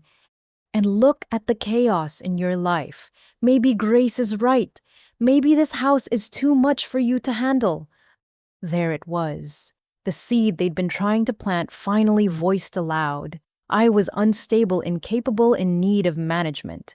Everything that had happened was evidence of my failure, not Grace's malice. Get out, I said quietly. Excuse me. Get out of my house. All of you. Grace has until tomorrow morning to pack her things. If she's not gone by noon, I'll have the police remove her. Mom clutched her chest. You can't mean that. I've never meant anything more in my life. If Grace goes, we go, Dad threatened. You'll lose your entire family. I lost my family the day you decided I was a resource to be exploited instead of a daughter to be loved. They left in a flurry of threats and tears, promising consequences I no longer cared about. Sarah stayed until they were gone, then hugged me tight. Happy birthday, she said softly. I know it doesn't feel like it, but you just gave yourself the best present possible. What's that? Freedom. After she left, I sat alone in my damaged living room, surrounded by the debris of Grace's party. My 29th birthday had become a war zone, but I'd survived it. Tomorrow would bring new battles. Grace's inevitable tantrum, my parents' escalating threats, the family's collective fury. But tonight, in the wreckage of my birthday disaster, I felt something I hadn't experienced in months' hope, because I'd finally said the words that would set me free. Get out. Now I just had to make them stick. Monday morning arrived with a sense of impending doom. Grace hadn't left, of course. She'd spent Sunday locked in the guest room, occasionally emerging to glare at me before retreating back to her lair. My noon deadline had passed with predictable defiance, but I'd been too exhausted to force the issue. The birthday party cleanup had taken all of Sunday, and I needed my energy for the work week ahead. I should have known she wouldn't go quietly. Grace had never accepted defeat without inflicting maximum damage first. My first warning came during my morning team meeting. I was presenting quarterly projections to the executive board via video conference when my assistant Janet started making frantic gestures through the glass partition of the conference room. I tried to ignore her, focusing on the revenue charts on my screen. As you can see, the Henderson account has exceeded expectations by 37%. Janet was now holding up her phone, pointing at it urgently. Other team members were checking their devices' expressions, shifting from professional attention to barely concealed alarm. Patricia, my boss, interrupted smoothly. Let's take a 5-minute break, everyone. Technical difficulties. The moment the video feed cut, Janet burst in. Irma, your sister's been calling the office. She told reception it was a family emergency, so they put her through to your line. When you didn't answer, she started calling everyone else. Everyone else? She got the company directory somehow. She's telling people you're having a mental health crisis. My blood turned to ice. What exactly is she saying? Janet consulted her phone, reading from messages. That you've been acting erratically, that you kicked her out during a psychotic episode, that your family is trying to get you help but you're refusing treatment. She asked Brad from accounting if he'd noticed any strange behavior from you lately. Brad from accounting? How does she even know Brad? She name-dropped several employees, said she's concerned about your ability to handle the Henderson presentation. The Henderson presentation, our biggest client worth $2 million annually, the presentation I was currently in the middle of delivering. Get me legal, I said quickly, and security. No one puts her through to anyone. But the damage was spreading. When I returned to the video conference, I could see it in their pixelated faces. Doubt, concern, the kind of careful expressions people wear around someone they think might be unstable. Sorry about that, I said, forcing professionalism into my voice. Technical glitch resolved. Where were we? Actually, said Robert Henderson himself, his face large on the main screen, I think we should reschedule. You seem to have a lot going on today. I don't. Everything's fine. Your assistant mentioned a family emergency. A misunderstanding. Nothing that affects this presentation. But I'd lost them. The meeting ended with polite promises to reconvene later, the kind of later that meant never. Patricia asked me to stay behind. What's going on, Irma? My sister is trying to sabotage my career because I asked her to move out of my house. Patricia's expression was careful, neutral, the look of someone deciding whether to believe you or not. She seemed very concerned when she called, said you've been under tremendous stress. She's living in my house without permission and stealing from me. Yes, that's stressful. Have you considered that maybe you need some time off to deal with these personal issues? I don't need time off. I need my sister to stop calling my workplace with lies. Are they lies, though? You have seemed distracted lately. The Barrett report had errors which isn't like you. You've been late a few times. And now this? This is harassment. She's deliberately trying to undermine me. Patricia sighed. I believe you're going through something difficult, but perception matters in this business. If clients think you're unstable, I'm not unstable. I didn't say you were, but shouting about it doesn't help your case. I forced myself to take a breath, to appear calm, collected, everything I didn't feel. You're right, I apologize. I'll handle this situation immediately. See that you do. The Henderson account is too important to lose over family drama. I returned to my office to find my phone flooded with messages. Grace had been busy. She'd called my colleagues, my clients, even vendors we worked with. Each conversation followed the same script, deep concern for my mental health mentions of erratic behavior suggestions that I needed help I was refusing to accept. Brad from accounting knocked on my door. Hey, Irma, your sister called. She sounds really worried. Maybe you should talk to her. She's not worried. She's manipulating. His expression shifted to the careful neutrality I was beginning to recognize, the look people gave potentially crazy persons. Okay, sure, just take care of yourself, all right? By lunch, the whispers had started. Conversations that stopped when I walked by, sideways glances in the break room, the sudden availability of people who were usually booked solid when I needed meetings. Then came the killing blow. Robert Henderson called personally just after 2:00.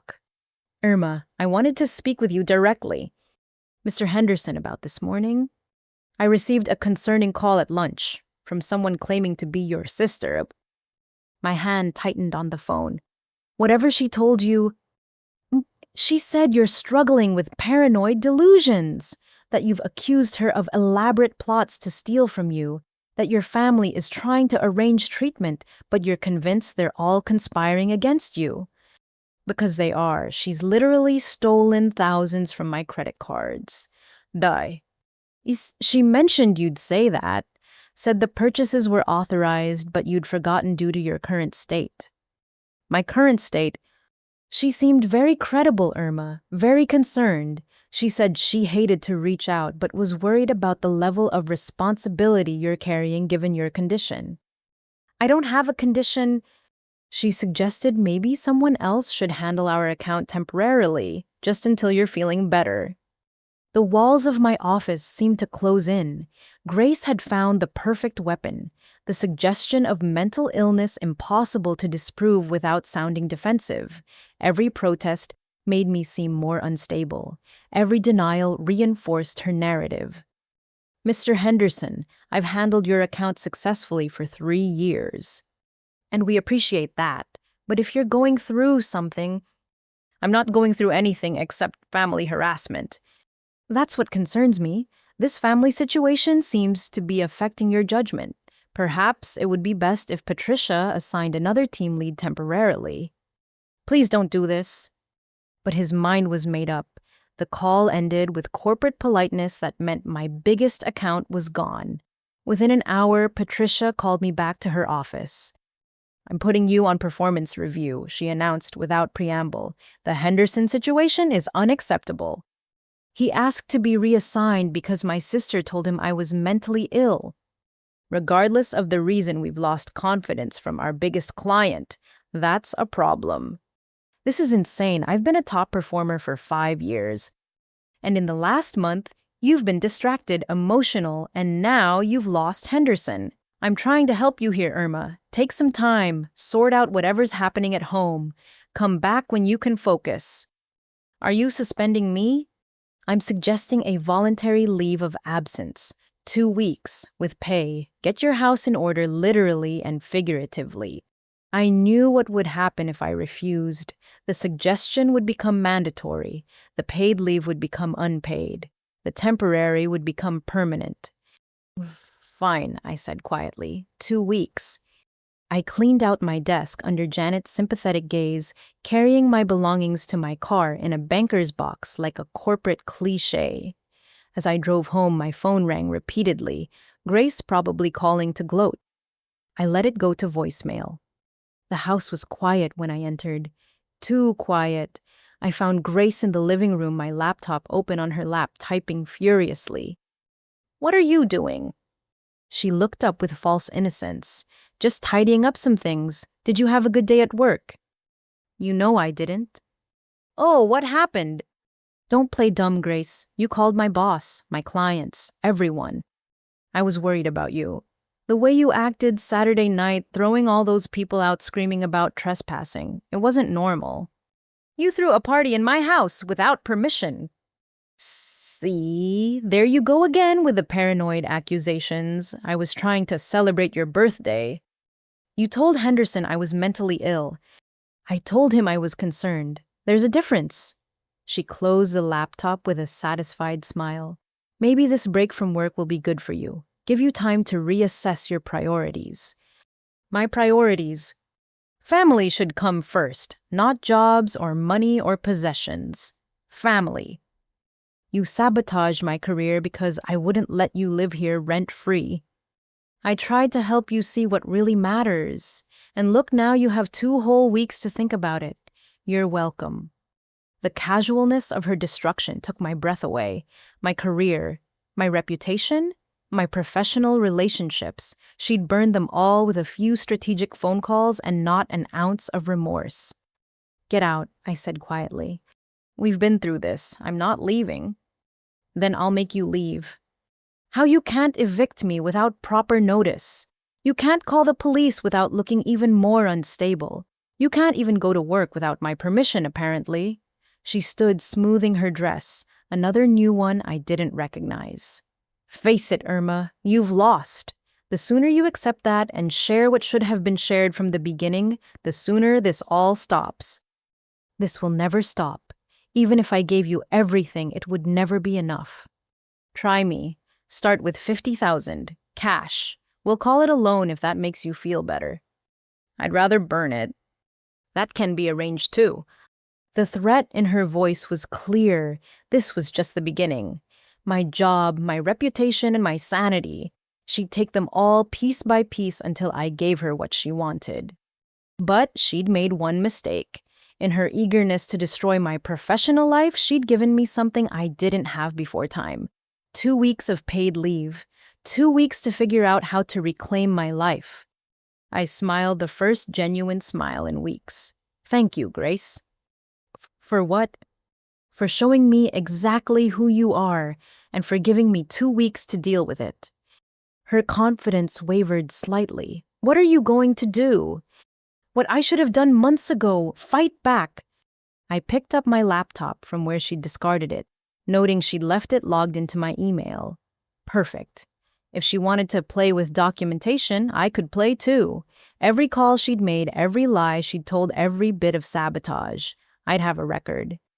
2 weeks. Grace had just given me 2 weeks to save myself. I intended to use every minute.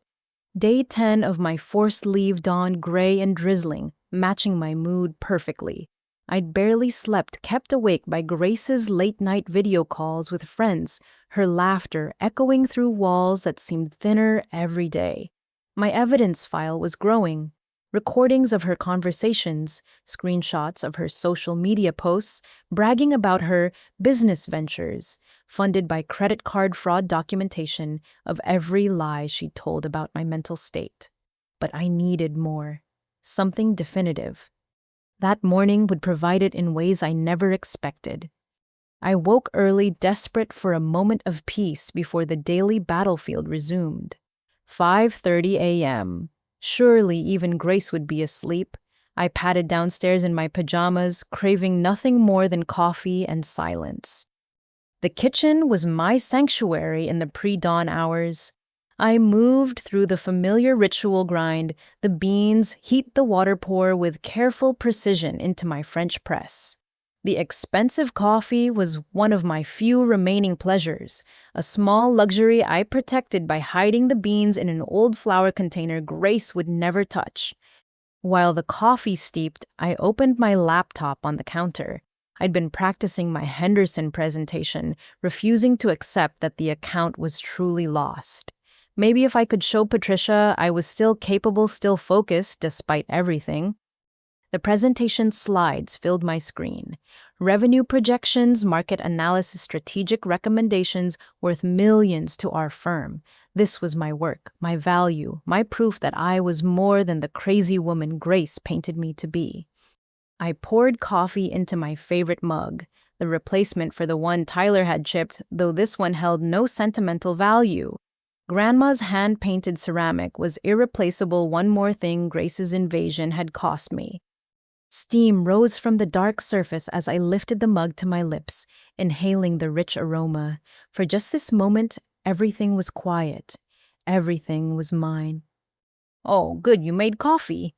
I didn't flinch anymore when Grace appeared. She had a talent for materializing at the worst moments, like a poltergeist feeding on disrupted peace. She stood in the doorway wearing one of my robes, the silk one Sarah had given me last Christmas. Her hair was disheveled, but her eyes were sharp, alert, calculating. "Morning," I said neutrally, taking another sip. "Is that the good stuff? The beans you think I don't know about?" My hand tightened on the mug. "Just regular coffee." "Liar," she laughed, moving into the kitchen with proprietary ease. "You hide them in the flour container. Did you really think I wouldn't figure that out? I've been drinking it for weeks when you're at work. Or we're at work, I should say." She poured herself a cup using one of my good mugs, the ones I'd specifically asked her not to touch. Small violations, constant erosions of boundaries. "What you working on?" She peered at my laptop screen. "Oh, still playing with that presentation. That's sad, Irma. You need to let go. Henderson's gone. Your job's probably gone too, honestly." "I'm on temporary leave."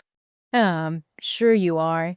She added sugar to her coffee, spilling granules across my clean counter without bothering to wipe them up.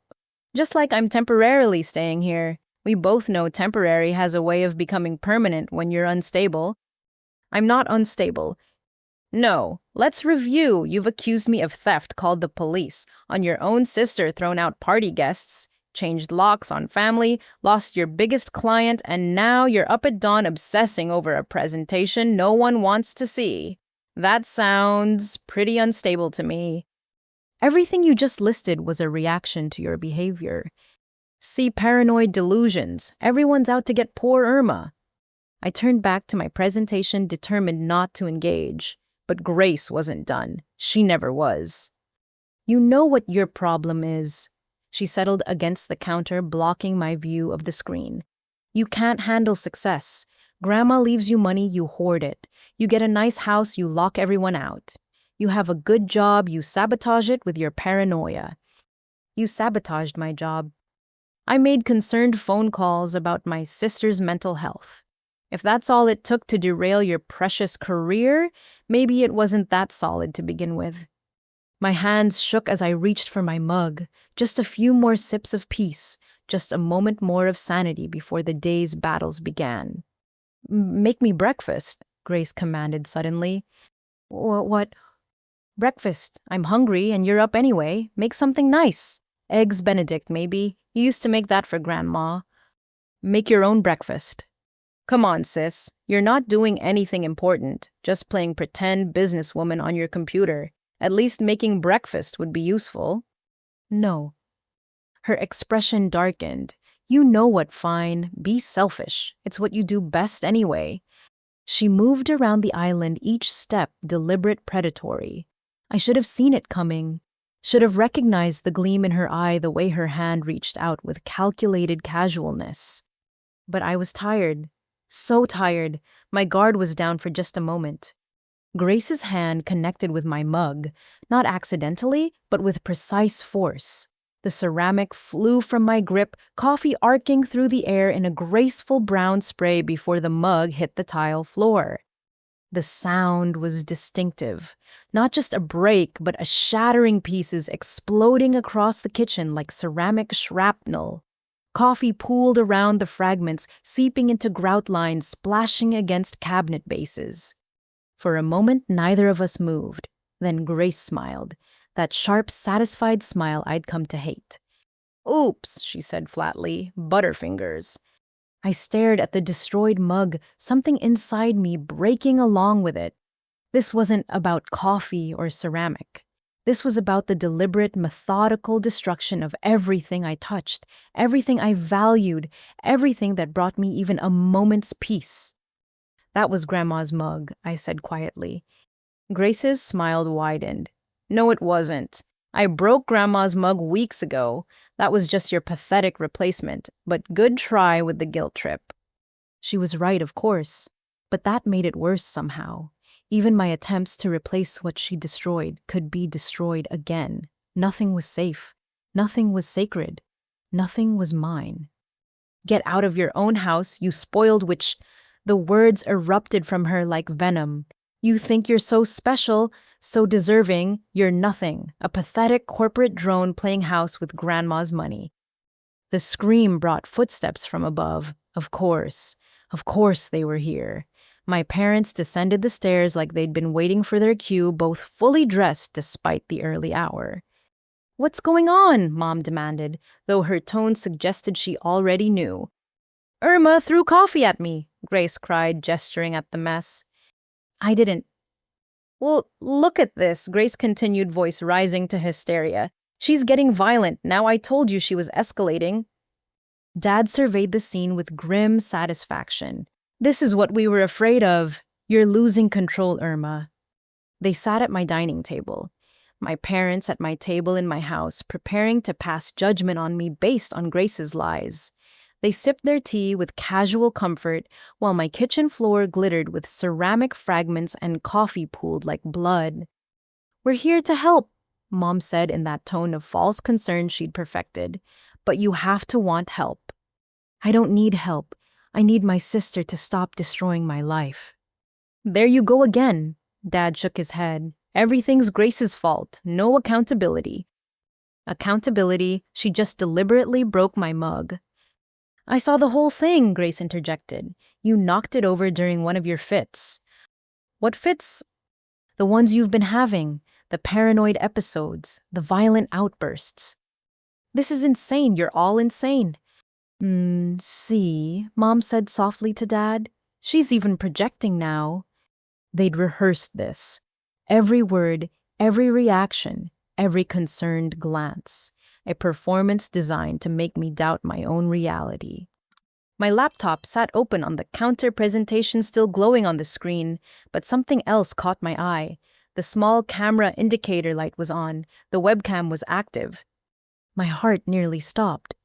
I'd been practicing my presentation, recording myself to review, later checking my body language and delivery. The laptop had been recording everything. Grace's confession about the coffee beans, her command to make breakfast, the deliberate destruction of my mug, her vicious words, everything. You know what?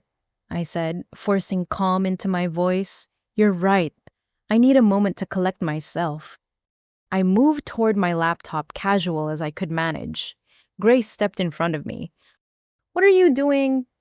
Just closing my work. Like you said, no point obsessing over it. Leave it. We're not done talking. But I was already reaching past her fingers, finding the keyboard. She tried to grab my wrist, but I was faster, fueled by desperate hope. A few quick keystrokes saved the recording to my cloud drive before she could stop me. What did you just do? Her voice was sharp, now scared. I opened the laptop fully, letting them all see the recording software, the timeline showing the last 20 minutes captured in digital clarity. I practiced my presentation, and apparently I recorded a lot more than revenue projections. The color drained from Grace's face. You recorded me without permission. In my own kitchen, perfectly legal. Delete it, Dad commanded, standing abruptly. Delete it right now. Why, if I am the unstable one, the recording will prove it right. Show all my violent fits and paranoid delusions. This is entrapment, Mom sputtered. You set this up. I set up practicing for a presentation I'll probably never give because your daughter destroyed my career. Everything else was just Grace being Grace, on camera. Grace lunged for the laptop, but I snapped it shut, clutching it to my chest. I don't think so. Give me that computer. Get out of my house. Our house? She screamed, reverting to her favorite lie. Not according to the deed. And now I have proof of harassment, verbal abuse, destruction of property, and false accusations. Would you like me to add assault to the list? She raised her hand as if to strike me, then seemed to remember I was still holding the laptop. Evidence. Beautiful, undeniable evidence.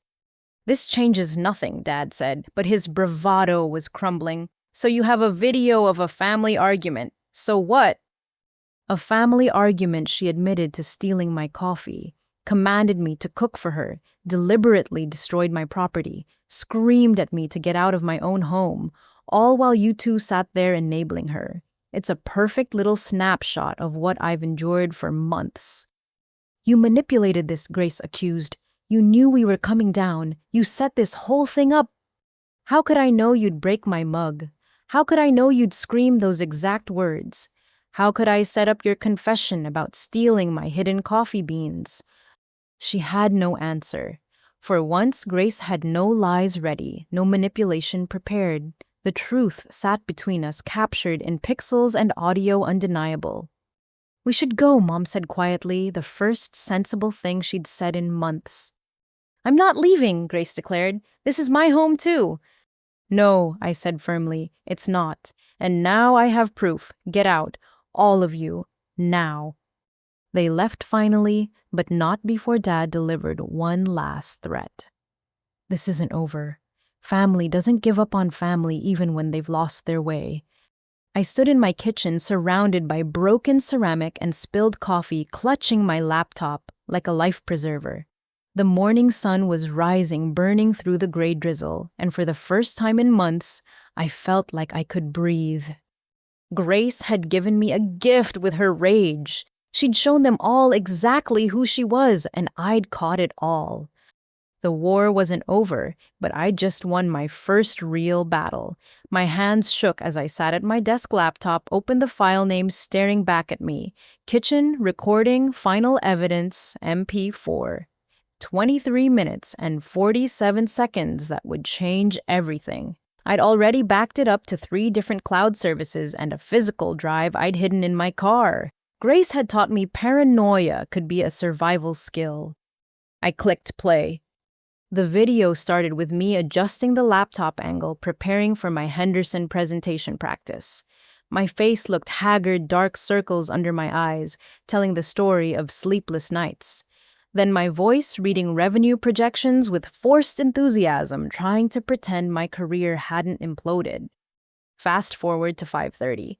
There I was making coffee in peaceful solitude.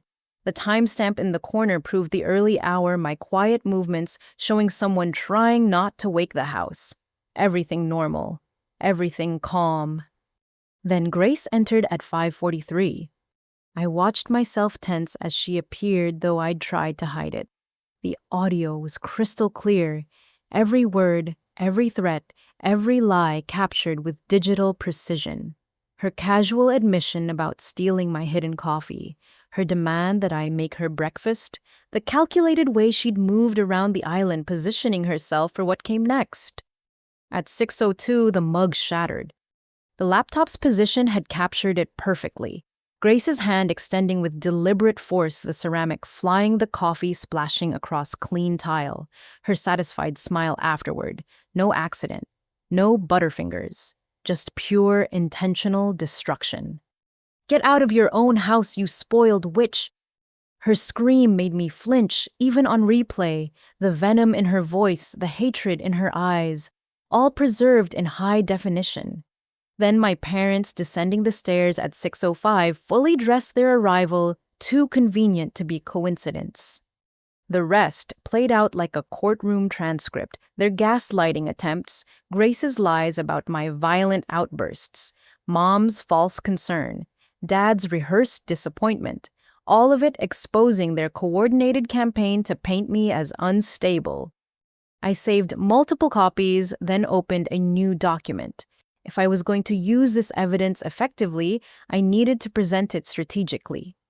First, I transcribed every word, timestamps, speaker identification, exact quotes. The written record took 2 hours to complete, but when I finished, I had a documented timeline of abuse that no one could deny. Next, I edited shorter clips. Grace breaking the mug. 15 seconds of undeniable property destruction. Her admission about the coffee. Proof of theft. The "get out of your own house" scream. Evidence of harassment. Each clip labeled, dated, ready to send. My phone buzzed. Sarah. "How are you holding up?" she asked without preamble. "I got it on video. Everything. Grace breaking my mug, screaming at me, Mom and Dad enabling her. All of it." Finally, what are you going to do with it?" "I'm not sure yet. I need to be strategic." "Screw strategic. Send it to everyone. Your family, the police, your job. Let them all see what you've been dealing with." The thought was tempting. One mass email and the truth would be out there, undeniable, but something held me back. Grace had played a long game, building her narrative carefully. I needed to be equally thoughtful in my response. "I need to think about this carefully," I said. "Grace has been painting me as unstable for months. If I come out swinging with accusations and videos, it might look like you're defending yourself with evidence. Like I'm having a paranoid episode just like she said I would." Sarah sighed. "I hate that you have to think about optics when you're the victim here. Welcome to psychological warfare with a narcissist." After we hung up, I spent hours reviewing everything I'd collected over the past months. Screenshots of Grace's social media posts bragging about her shopping sprees, bank statements showing the fraudulent charges, text messages from family members revealing their coordinated pressure campaigns, and now the crown jewel, video proof of the abuse I'd endured. My laptop dinged with an email notification. "Patricia, from work. Irma, I hope you're using your leave time productively. I wanted to let you know that we've had several more concerning calls about your situation. Your sister reached out again today, suggesting we might want to conduct a wellness check. She seems genuinely worried about your mental state. Please consider getting the help you need. We want you back, but only when you're ready. Rage flooded through me. Grace was still at it, still poisoning my professional life even after this morning's confrontation. But now I had ammunition. I composed my response carefully.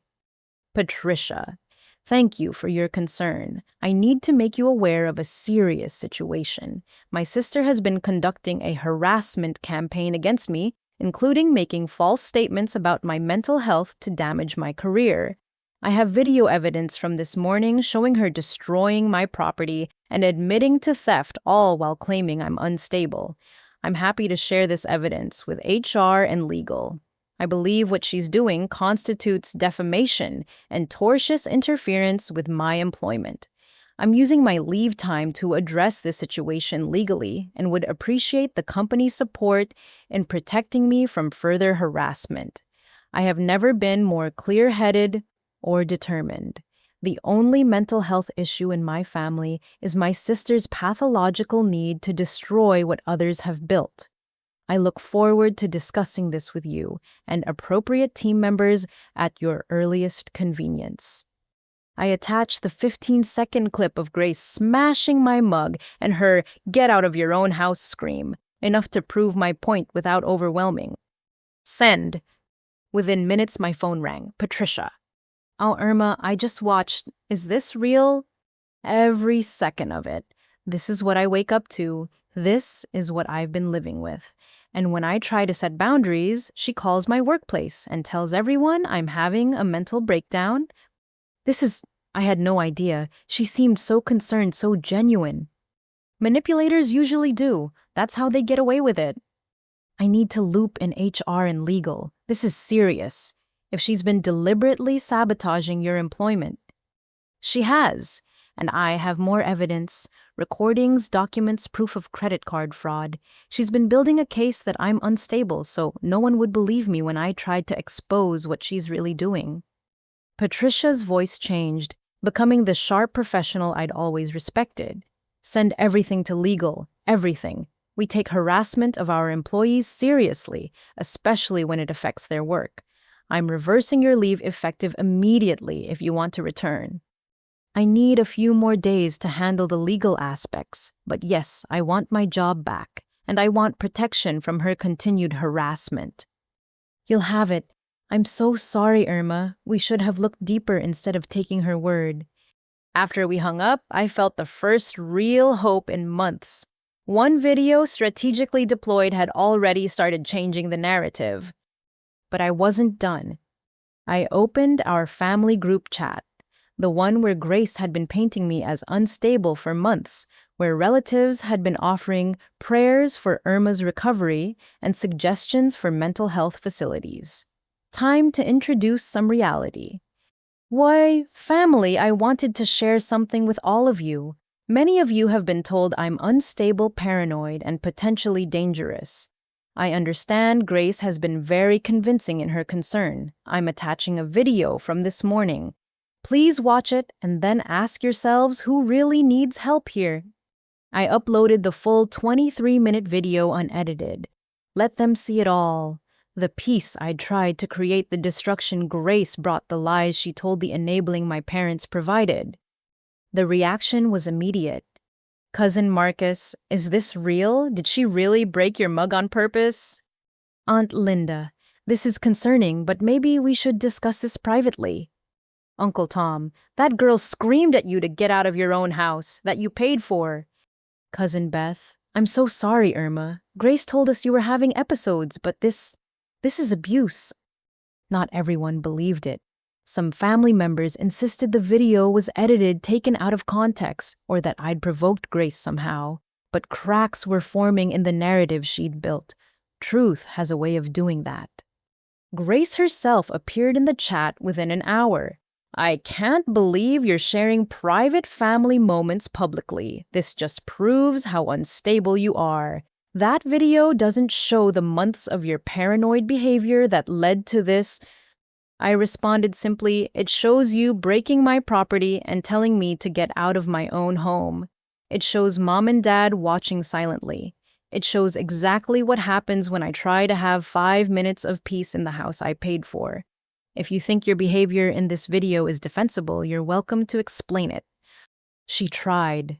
She wrote paragraphs about her stress, my selfishness, the unfairness of the inheritance, how I'd manipulated the situation. But the video spoke louder than her words. People could see her deliberate destruction, hear her verbal abuse, witness the coordinated gaslighting attempt. By evening, my phone was buzzing constantly. Some relatives called to apologize for believing Grace's lies. Others wanted to remain neutral, which told me everything I needed to know about their character. A few, mostly mom siblings, doubled down on supporting Grace, insisting I was the real problem. But the tide had turned. Truth was out there, captured in pixels and audio impossible to deny completely. That night, Grace confronted me in the hallway outside my locked bedroom. "You've ruined everything," she hissed through the door. "My reputation, my relationships, everything." "I didn't ruin anything," I replied calmly. "I just showed people who you really are." "This isn't over. You think one video changes anything? I'll make your life hell." "You already have. The difference is now everyone can see it." She pounded on the door, once then stormed off. I heard her on the phone minutes later, voice shrill with panic, trying to do damage control. But how do you explain away deliberate cruelty caught on camera? How do you spin verbal abuse into concern? I pulled out the business card Detective Morrison had given me when I'd filed the fraud report. Tomorrow, I'd show him the video, add harassment and property destruction to the charges, build a case that even family loyalty couldn't dismiss. My laptop sat open beside me, the video file glowing on the screen. 23 minutes and 47 seconds that changed everything. Proof that I wasn't crazy, wasn't unstable, wasn't the problem. For months, Grace had held the narrative. She'd painted me as the villain while she destroyed my life piece by piece. But now I had something more powerful than her lies. I had the truth recorded and undeniable. And I was just getting started. The law office of Brennan and Associates occupied the top floor of a gleaming downtown high-rise. Not Mitchell Brennan, my parents' lawyer, but his daughter Stephanie, a pit bull in Prada who'd built her reputation dismantling family financial abuse cases. Sarah had recommended her after the video went viral in our family chat. "So," Stephanie said, reviewing my evidence files on her massive monitor, "your sister has committed credit card fraud, identity theft, harassment, defamation, and property destruction. Your parents potentially conspired in the harassment and attempted financial coercion, and you have video evidence of the most recent incident, plus months of documentation, screenshots, recordings, bank statements." She smiled the way sharks probably smiled at seal colonies. "This is what we in the legal profession call a slam dunk. The video alone is worth its weight in gold. Clear evidence of assault." Assault. She broke my mug, not my face. "She used physical force to destroy your property in an act of intimidation. That's assault in this jurisdiction. Add the verbal threats, the pattern of harassment, the workplace sabotage. Your sister has built us a beautiful case." "I don't want to destroy her," I said, though even I wasn't sure that was true anymore. "I just want her out of my house and my life." "Then let's make that happen. First, we file for an emergency restraining order. The video evidence should make that straightforward. Then we pursue the criminal charges. The fraud case is already in progress, but we'll add harassment and assault. For your parents, we can send a cease and desist letter warning them about conspiracy charges if they continue enabling her harassment." "How long will this take?" "The restraining order. With this evidence, we can have a hearing within 48 hours. Criminal charges will take longer, but she'll be arrested and processed quickly. The fraud alone is a felony." "Arrested?" The word sat heavy in my mouth. My sister arrested. because of charges I filed. Stephanie must have seen my hesitation. Irma, I've handled hundreds of these cases. Family financial abuse is more common than people think, and it follows patterns. The guilt you're feeling that's been programmed into you, it's what allows the abuse to continue. Your sister is counting on that guilt to protect her from consequences. She was right. Every time I'd considered serious legal action, Grace's voice would echo in my head. Family doesn't do this to family. But family didn't steal from family either. Family didn't sabotage careers or destroy property or scream at you to leave your own home. Do it, I said. File everything. Stephanie's fingers flew across her keyboard. I'll have the restraining order petition ready within the hour. We'll include exclusive use of the residence. That means she'll have to leave immediately when it's granted. Can you stay somewhere safe until the hearing? She's the one who should have to leave. I agree, but these situations can escalate when abusers realize they're losing control. It might be safer. No, I've been driven out of every safe space for months. My home, my work, my peace of mind. I'm done running. She nodded approvingly. Then we'll request an emergency hearing. With this evidence, I think we can fast-track it. In the meantime, document everything. If she threatens, you call the police immediately. Record every interaction if legally possible. Don't engage with her provocations. I left her office feeling something I hadn't experienced in months, protected. The law was on my side finally. Evidence was on my side. Truth was on my side. The house was suspiciously quiet when I returned. Grace's car was gone a temporary reprieve. I used the time to install new security cameras in common areas, completely legal in my own home. If she wanted to escalate, I'd capture every moment. She returned that evening with our parents in tow, their faces grim.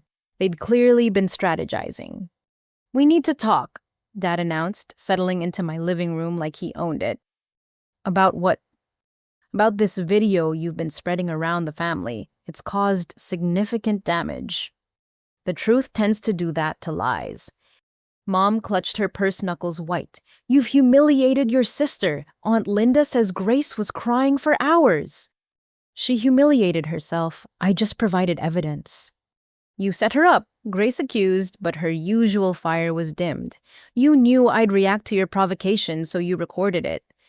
I was practicing my presentation at 5:30 in the morning. How is that provocation? You know what you did.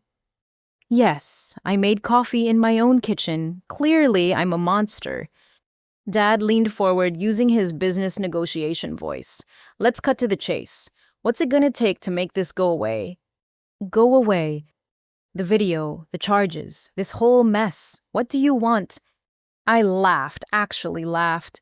You think this is a negotiation? Grace committed crimes? I reported them? That's not a mess to be cleaned up. It's justice. Justice. Mom's voice pitched high. Having your sister arrested is justice. Yes. The simple answer seemed to shock them. They'd expected guilt negotiation, the family pattern of sweeping crimes under the rug of blood relations.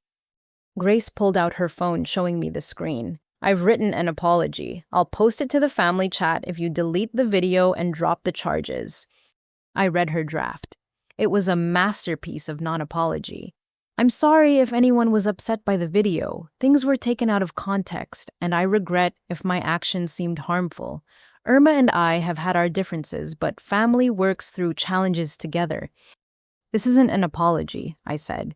It's damage control that doesn't admit to anything. It's what you're getting. No, what I'm getting is a restraining order. You should expect to be served within 48 hours. The room exploded. Dad thundered about family loyalty. Mom wept about destroying sisterly bonds.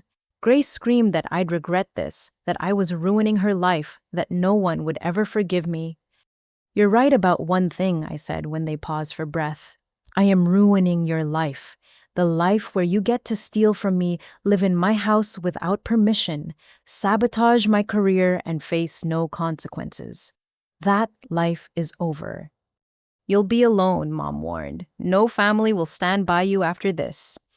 The family that's been enabling abuse. The family that tried to steal my inheritance. The family that watched Grace destroy my property and blamed me. That family. It's the only family you have, Dad said coldly. Then I'll build a better one. They left in a storm of threats and tears, but not before Grace delivered one final blow. I'll make sure everyone knows what you really are. A cold, selfish woman who chose money over blood. But the threats felt hollow now. The video had already shown everyone what was real and what was performance. Truth had a way of surviving even the most creative spin. The next morning, everything accelerated. Stephanie called at 8 sharp. Emergency hearing is scheduled for tomorrow at 10. Grace will be served today. Are you ready for this? No, yes. She'll likely show up with your parents and any other family she can rally. The judge will see through it. I've made sure we have Judge Chen, who has no patience for family financial abuse. But it might be emotionally difficult. Everything about this has been emotionally difficult. At least now it's moving toward an end. The process server arrived at the house at noon. I watched from my window as Grace answered the door, her face cycling from confusion to rage as she read the papers. She slammed the door so hard the frame shook. Within minutes, she was pounding on my bedroom door. How dare you? A restraining order? Are you insane? I didn't respond, just started recording on my phone. I'm your sister. You can't get a restraining order against your sister. Still, I said nothing.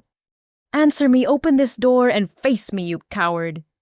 The pounding intensified, then a crash. She'd thrown something at the door, then another crash from somewhere in the house. I called 911. I need police assistance. Someone is destroying property in my home, and I have a pending restraining order against them. Grace must have heard because the destruction stopped. By the time the police arrived, she was sitting calmly in the living room, tears streaming down her face. Officers, thank God you're here. My sister has been making these false accusations, and now she's trying to throw me out of my home. But I had the paperwork, the pending restraining order, the new damage to my property, a shattered vase books thrown from shelves, pictures knocked off walls, and most importantly, the recording of her pounding on my door, demanding entry. Ma'am, you'll need to come with us, the older officer told Grace. For what? Destruction of property, violation of a pending protective order, and there's an outstanding warrant for credit card fraud. The warrant. Stephanie had warned me it might come quickly, but seeing Grace's face as the handcuffs clicked around her wrists was surreal. My sister, the golden child who could do no wrong in our parents' eyes, being arrested in my living room. This is your fault, she screamed as they led her away. You did this. You destroyed our family. No, I said quietly, though I doubt she heard me. You did that all by yourself. The house fell silent after the police car pulled away. For the first time in months, I was alone in my own home. No Grace, no parents, no manufactured chaos. I sat in that silence, waiting to feel guilty, waiting for the programmed response that said I should rescue her, bail her out, make this go away for the sake of family. But all I felt was relief. My phone buzzed with incoming calls.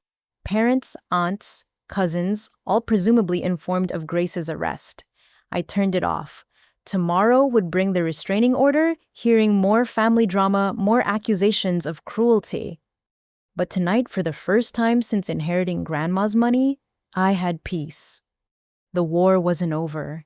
Grace would likely bail out my parents, would rally to her defense, and the family would choose sides. Criminal trials take time. Restraining orders could be violated. But I'd won this battle decisively. Legal lightning had struck, and Grace's reign of terror in my home was over. I made myself a cup of coffee in my quiet kitchen, using my hidden beans that weren't hidden anymore, drinking from a mug that wouldn't be smashed by hostile hands. The coffee tasted like freedom. The family group chat exploded at exactly 7:18 p.m., approximately 3 hours after Grace's arrest. I watched the notifications pile up on my silenced phone, each ping. Another family member discovering what had happened. The messages scrolled by like a digital mob. Aunt Linda, Irma Marie Morrison, how dare you have your sister arrested? Uncle Pete, this is beyond the pale. Family doesn't do this to family. Cousin Janet, is this about money? Because there are better ways to handle this. Mom, you've destroyed us. Your father is having chest pains. Are you happy now? The theatrical nature of it all might have been funny if it weren't so predictable. Dad's chest pains appeared whenever he needed sympathy. Grace's arrest was somehow my fault, not the consequence of her committing actual crimes. I waited until the initial wave passed, then posted a simple response. Since everyone seems to have opinions without facts, here's the truth. Grace was arrested for 1 credit card fraud, $8,000 plus in provable charges, 2 destruction of property, documented on video, and by police 3 harassment, including calling my workplace to sabotage my career for violating a restraining order, continued harassment after being legally served.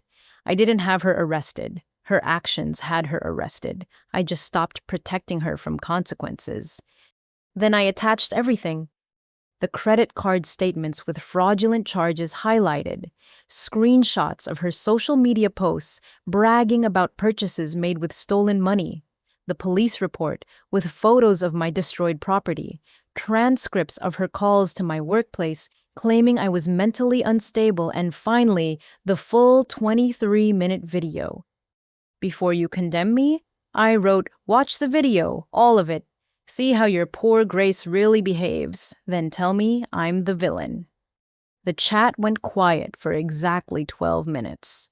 Then, Cousin Beth, oh my God, did she really smash your mug on purpose? Uncle Robert, that's screaming. That's not normal. Cousin Marcus, wait, she called your boss to say you were crazy. Aunt Patricia, $8,000. That's not borrowing, that's theft. But not everyone was swayed. The family fault lines that had existed for years became chasms. Aunt Linda, this is clearly edited or taken out of context. Grace would never act this way unless provoked. Mom, you pushed her to this point with your selfishness. If you just shared the inheritance, none of this would have happened. Uncle Pete, airing family business publicly, like this is disgusting. You should be ashamed. Grace's cousin Derek, lol Team Grace. Irma's always been stuck up. The battle lines were drawn. Facts versus loyalty. Evidence versus emotion. Truth versus the comfortable lie that family could do no wrong.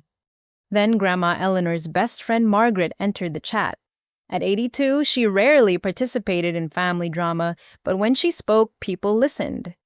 I've watched this video 3 times now. What I see is a young woman trying to have coffee in her own kitchen, being verbally abused, and having her property destroyed by someone who should love her.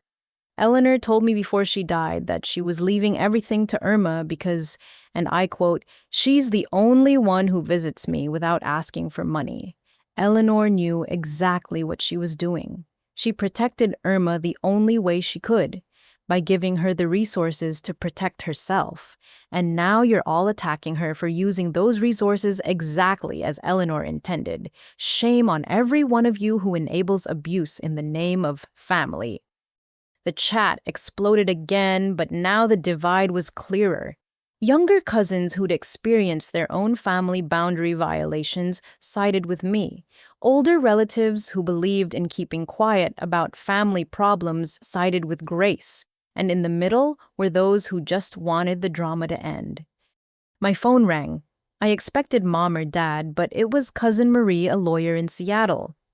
Irma, I just watched everything. I'm so sorry. This is textbook family financial abuse. Don't let them gaslight you into dropping charges. They're trying. Dad's having convenient chest pains. He had those same chest pains when I refused to loan him money for that failed restaurant venture. Remember, listen? Grace did this to me too years ago. Smaller scale, but the same pattern. I was young and let the family pressure me into dropping charges.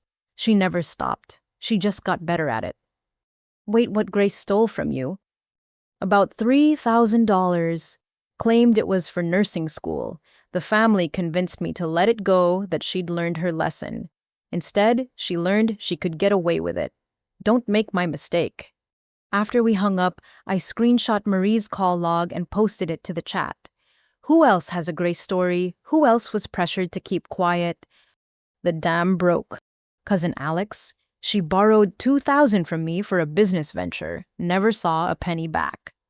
Great Aunt Helen, she used my credit card when she house sat for me.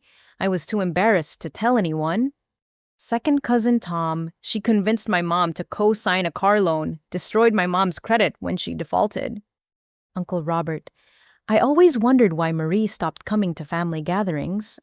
Story after story poured out. Small thefts, major frauds, destroyed credit, ruined relationships. And always the same pattern. Grace would steal cry victim when caught, and the family would pressure the real victim to let it go for the sake of family harmony. Mom tried damage control. Everyone's made mistakes. Why pile on Grace when she's already suffering? But Margaret wasn't done suffering.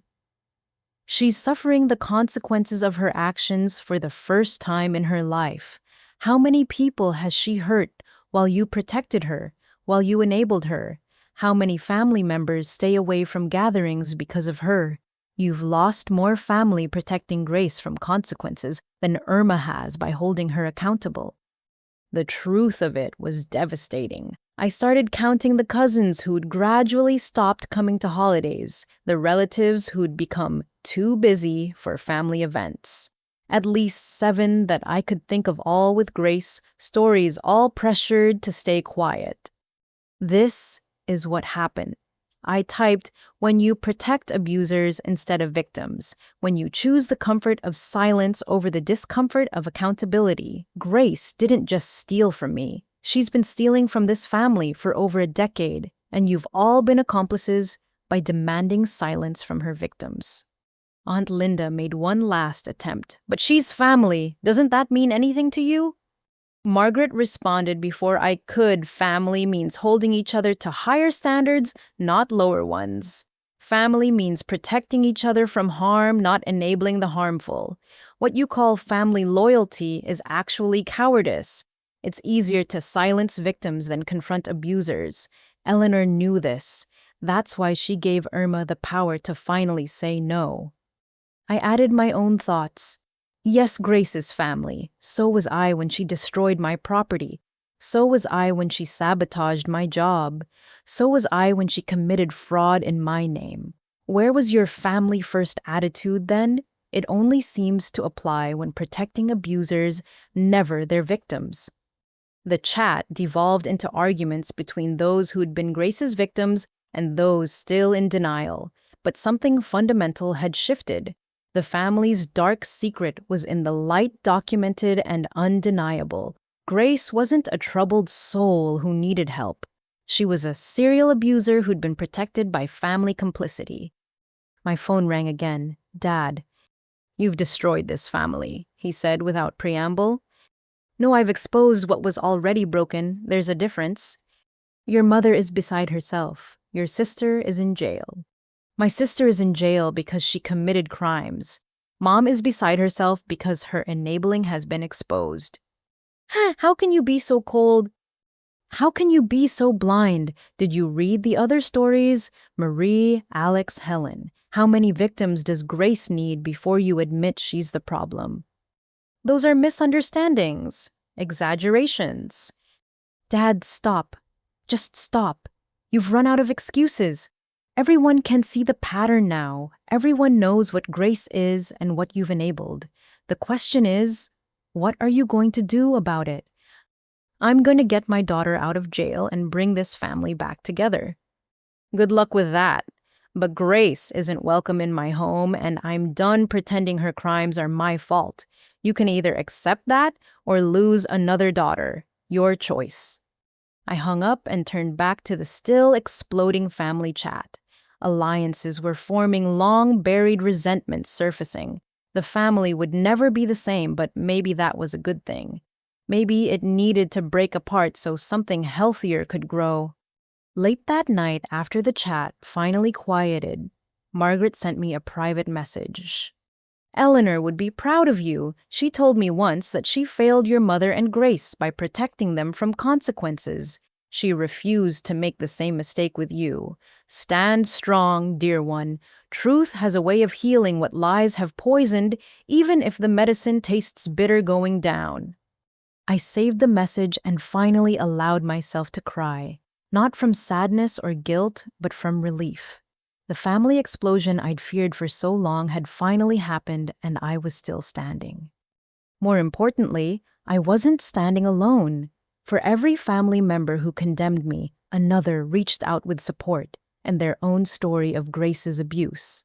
The narrative was changing the truth, spreading like wildfire through the carefully maintained facade of family harmony. Grace had been arrested. The restraining order hearing was tomorrow.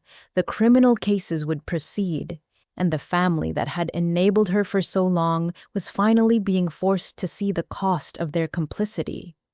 The explosion was messy, painful, necessary, and long overdue. The courtroom was smaller than I'd expected, more like a conference room than the grand halls of justice from TV dramas. Judge Patricia Chen presided with an air of no-nonsense efficiency, her reading glasses perched on her nose as she reviewed the stack of evidence Stephanie had submitted. Grace sat at the respondents' table flanked by our parents and Mitchell Brennan, their family lawyer, who looked deeply uncomfortable. She'd been released on bail the previous evening. Dad had put up the money, of course, and now wore a conservative black dress I'd never seen before. The demure styling couldn't hide the rage simmering in her eyes. "Whoa, this is a hearing for a restraining order," Judge Chen began, her voice crisp. "I've reviewed the submitted evidence, including video recordings, financial documents, and police reports. Ms. Morrison, you're seeking a protective order against your sister, Grace Morrison, including exclusive use of your residence. Is that correct?" "Yes, Your Honor," I replied, my voice steadier than I felt. "And Ms. Grace Morrison, you're contesting this order." "Absolutely," Grace said, earning a sharp look from Mitchell Brennan. "This is a family dispute being blown out of proportion. I live in that house. It's my home, too." Judge Chen's eyebrow rose slightly. "According to the property deed, the house is solely in Irma Morrison's name. On what basis do you claim residency?" "I've been living there for months. My sister invited me to stay." "The evidence suggests you were given 1 week of temporary accommodation, which you extended without permission. But let's start from the beginning. Ms. Morrison." She looked at me. "Please summarize your reasons for seeking this order." Stephanie stood. "Your Honor, if I may present the timeline." "Proceed." What followed was a methodical destruction of every lie Grace had told. Stephanie presented the evidence chronologically: the forced entry into my home, the credit card fraud, the systematic harassment, the workplace sabotage, the property destruction. Each point was supported by documentation, bank statements, emails, witness statements, and most damningly, the videos. "Your Honor," Stephanie said, clicking to the kitchen recording, "this video from 5 days ago shows the escalation of Ms. Grace Morrison's behavior." The courtroom watched in silence as Grace deliberately smashed my mug, screamed at me to leave my own home, and then lied about it to our parents. Judge Chen's expression grew increasingly grim. Mitchell Brennan tried to object. "Your Honor, this video lacks context. My client had been provoked." "Provoked how?" Judge Chen interrupted. "By Ms. Irma Morrison making coffee in her own kitchen at 5:30 in the morning." The relationship between the sisters is complicated. There's a family inheritance dispute, which has no bearing on whether Ms. Grace Morrison has the right to destroy property and verbally assault the homeowner. Continue, counselor. Stephanie presented the credit card evidence next. $8,000 in fraudulent charges, all documented, all traced to Grace's benefit. Then came the workplace interference. Recordings of Grace's calls to my employer, transcripts of her lies about my mental health. This pattern of behavior, Stephanie concluded, demonstrates clear harassment intended to damage Ms. Morrison financially, professionally, and emotionally. The respondent has shown escalating violence and a complete disregard for legal boundaries. We request not only a restraining order, but exclusive use of the residence, and a no-contact order extending to third-party harassment. Judge Chen turned to Mitchell Brennan. Your response? He stood adjusting his tie nervously. Your Honor, the Morrison family is going through a difficult time following their grandmother's passing. The inheritance was left entirely to Irma Morrison, causing understandable family tension. Counselor, Judge Chen interrupted again, are you suggesting that inheritance disputes justify credit card fraud and property destruction? No, Your Honor, but context matters. Grace Morrison believed she was entitled to family support. Belief doesn't create legal entitlement. What's your actual defense against these charges? Mitchell fumbled through weak arguments. The video was misinterpreted. The credit card charges were meant to be temporary loans. The workplace calls were out of genuine concern. Each excuse fell flat against the mountain of evidence. Then Grace, against what I'm sure was legal advice, decided to speak for herself. Your Honor, my sister has everything.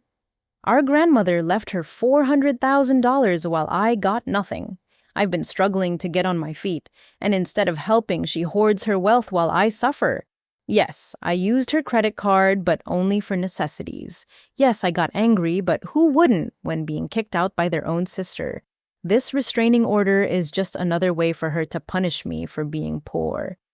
Judge Chen removed her glasses slowly. Ms. Grace Morrison, let me see if I understand your position. You believe that because you didn't inherit money, you're entitled to steal from your sister? It's not stealing when it's family. It's theft regardless of relation. You believe being angry justifies destroying property. She has so much. That's not an answer. You believe calling someone's employer with false claims of mental illness is acceptable behavior. I was worried. Stop. Judge Chen's voice was sharp. I've reviewed your social media posts from the same period, bragging about shopping sprees while claiming your sister was mentally unstable. That's not worry, Ms. Morrison. That's malicious manipulation. She turned back to the bench, shuffling papers. I've seen many family disputes in my courtroom. What distinguishes this case is the calculated nature of the harassment. Ms. Grace Morrison didn't just lash out in anger. She conducted a systematic campaign to destroy her sister's life while enriching herself. Your Honor. Dad stood up from the gallery. If I may? You may not. Sit down, sir. But I'm their father. And this is my courtroom. Sit down or be removed. Dad sat, his face flushed with indignation. Judge Chen continued. The evidence is overwhelming. The video alone shows clear assault and verbal abuse. The financial fraud is documented. The workplace harassment is recorded. The pattern of behavior indicates escalating violence and a complete disregard for boundaries. She looked directly at Grace. Ms. Grace Morrison, you seem to believe that family relationships exempt you from legal consequences. They do not. Your sister's financial success does not entitle you to her money.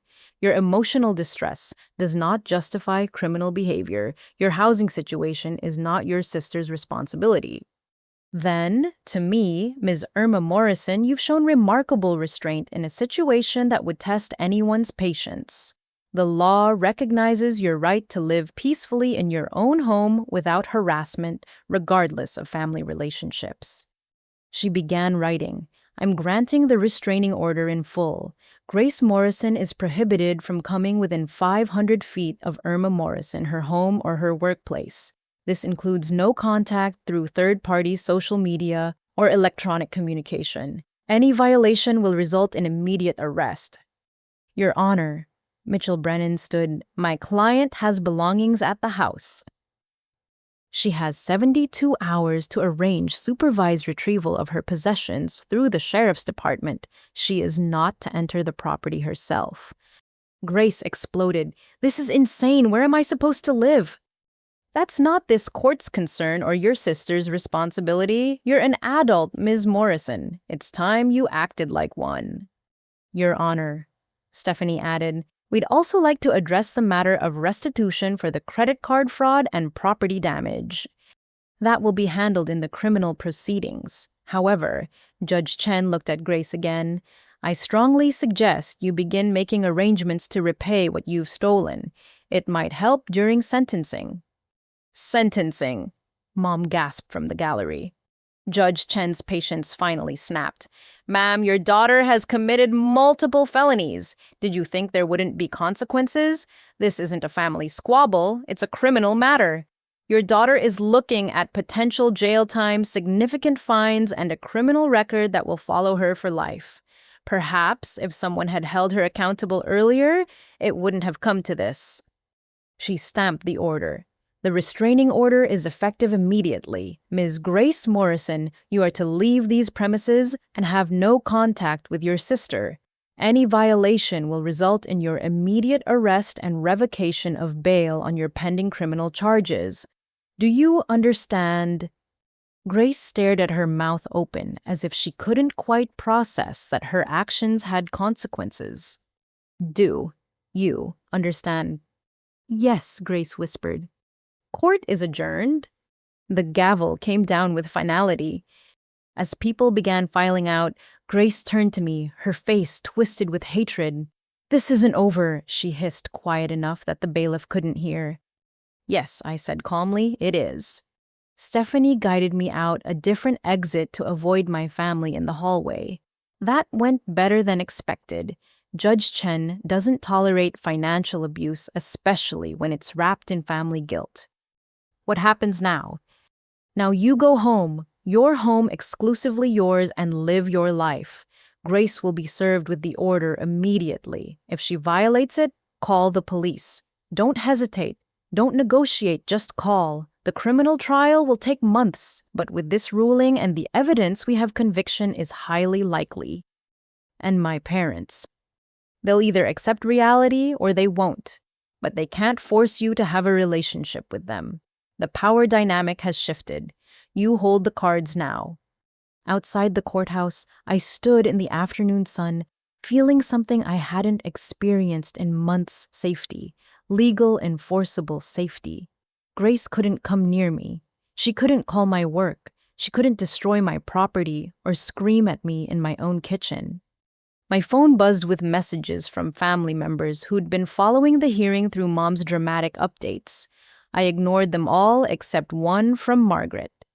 Eleanor is smiling down on you today. Justice served with dignity. Welcome to your freedom, dear one. Freedom. The word tasted sweet. I drove home to my house exclusively and legally mine, and for the first time in months, unlocked the door without dread. No Grace, no parents, no manufactured chaos.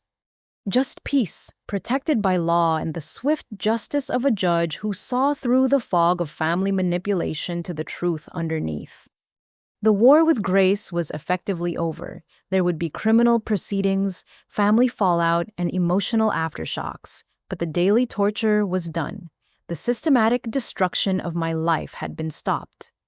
I made coffee in my kitchen using a new mug and didn't flinch at footsteps that never came.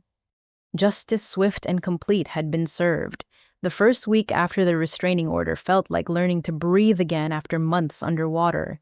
I moved through my house, truly mine now, with a mixture of liberation and lingering anxiety. Every creak made me tense, expecting Grace's footsteps. Every phone ring brought a spike of dread, anticipating family harassment. But slowly, peace settled in like dust after a storm. The locksmith came on day 2. Every lock changed upgraded to smart locks I could monitor from my phone. The security company installed cameras covering every entrance and common area. Not paranoia, reasonable precaution after what I'd survived. Sarah helped me reclaim each room. We packed Grace's remaining belongings in boxes, supervised by a sheriff's deputy who seemed bored by the whole process. Grace had been allocated 3 hours to collect her things, but finished in one, grabbing only her expensive purchases and leaving behind anything that reminded her of failure. She left all her self-help books, Sarah noted, holding up a copy of Manifesting Your Best Life. Guess they didn't work, I replied, feeling petty and not caring. We donated everything she abandoned. 3 trips to Goodwill erasing her presence from my home. Then came the deep clean, scrubbing away months of invasion, entitlement, and disrespect. We painted the guest room, changed it from Grace's squatter's den to an actual welcoming space for wanted guests. My return to work required more delicate handling. Patricia had arranged a meeting with HR and legal before I came back. "We owe you an apology," Patricia began. "We should have investigated your sister's claims more thoroughly instead of taking them at face value." The HR director, a serious woman named Janet, nodded. "We've implemented new protocols for handling external complaints about employees. What happened to you was unacceptable. What I need," I said carefully, "is assurance that she can't interfere with my work again. The restraining order prohibits contact, but—" "Already handled," Janet interrupted. "Security has her photo. Reception has strict instructions. Any attempted contact will be reported to police immediately. We're also prepared to pursue our own legal action if she continues her harassment through our channels." "And the Henderson account?" Patricia smiled. "Robert called yesterday. He'd like to meet with you personally to discuss reinstating your team leadership. Apparently, your temporary replacement lacks your nuance." The meeting with Robert Henderson felt like vindication. He apologized for believing Grace's lies, praised my handling of a difficult situation, and increased our contract by 20% as what he called an investment in stability.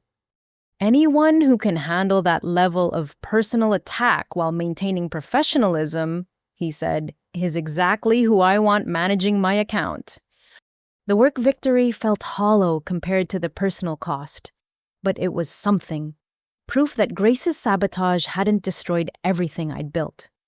The therapy started in week 3. Dr. Amelia Reeves specialized in family trauma and financial abuse. Our first session was mostly me word vomiting months of suppressed anger while she took notes.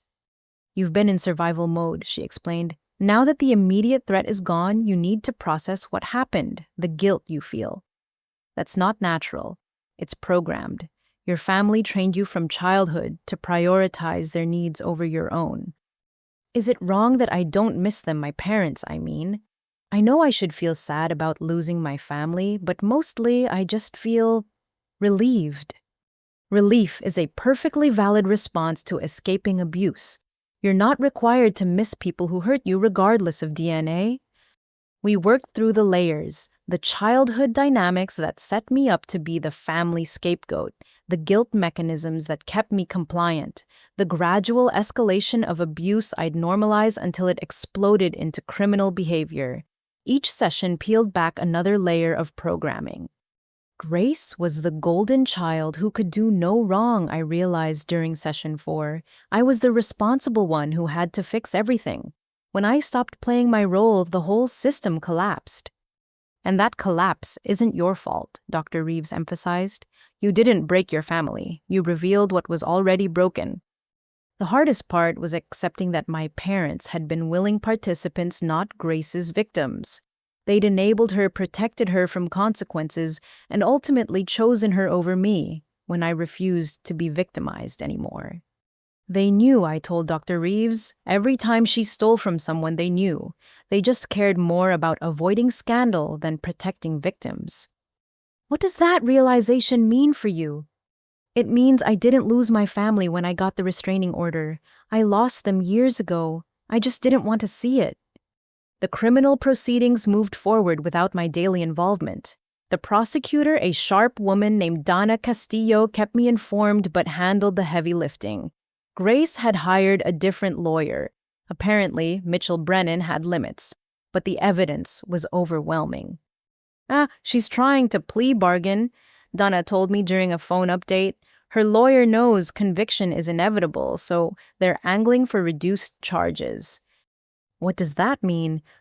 Probation instead of jail time, most likely, mandatory counseling, restitution payments. It's not ideal, but it saves you from testifying at trial. Part of me wanted the trial, wanted to face Grace in court and detail every violation, but the practical part knew that moving forward meant letting go, not prolonging the conflict. What do you recommend? Take the deal. She'll have a felony record, be required to pay you back, and be legally prohibited from contacting you. You get justice without the trauma of trial. I agreed. Justice didn't require revenge, just accountability. My house became a sanctuary. I redecorated, slowly making each room truly mine. The kitchen where Grace had screamed at me became a warm gathering place for real friends. The living room she'd treated like a frat house became a peaceful retreat. The guest room welcomed actual guests, friends visiting from out of town, not entitled relatives. The first dinner party I hosted was small, just Sarah Beth Marcus and a few work friends. We cooked together, laughed over wine, played board games until midnight. No one broke anything. No one demanded I serve them. No one told me I was selfish for having nice things. This is what normal looks like, Sarah said, helping me clean up after everyone left. People who respect your space and appreciate your hospitality without exploiting it. I'd almost forgotten normal existed. The family fallout continued in the background. My phone number changed after the 15th guilt trip voicemail from various relatives. The family group chat imploded when Margaret posted screenshots of threatening messages my parents had sent her for supporting me. Side solidified, and I found I didn't care about winning anyone over. Marie, the cousin who'd warned me about Grace's pattern, visited from Seattle. We spent a weekend comparing notes, realizing how similarly we'd been groomed as family fixers and scapegoats. The freedom is disorienting at first, she admitted over coffee. You keep waiting for the other shoe to drop, for them to need something, for the guilt to overwhelm you, but it gets easier. When does it stop feeling like I'm waiting for an ambush? When you build a life they can't touch. New routines, new people, new patterns that don't include their dysfunction. It takes time, but it happens. She was right. Slowly I built those new patterns. Morning coffee without fear. Weekends without manufactured crises. Holidays with chosen family instead of obligatory gatherings. Each peaceful day was a small victory, proof that life existed beyond family trauma.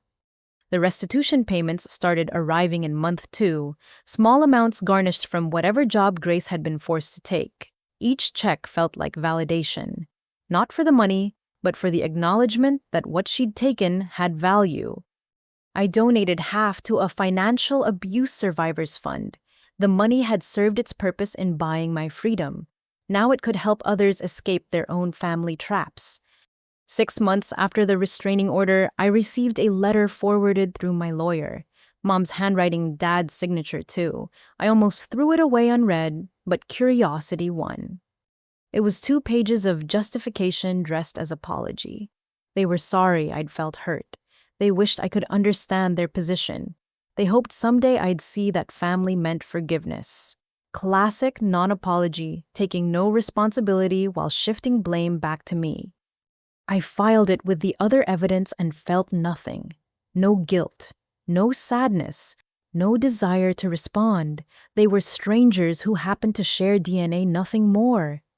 The real family revealed itself in unexpected ways. Margaret, who called monthly to check in. Marie, who visited regularly now that family gatherings weren't a minefield. Work colleagues who'd become genuine friends.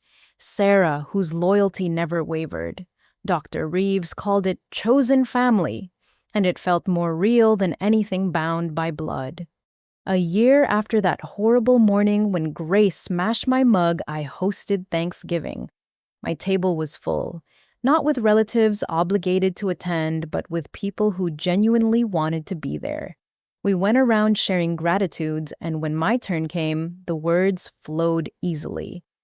I'm grateful for learning the difference between family and relatives, for discovering that love isn't measured in tolerance for abuse, but in mutual respect, for this home that's truly mine, and for all of you who fill it with actual joy instead of manufactured drama.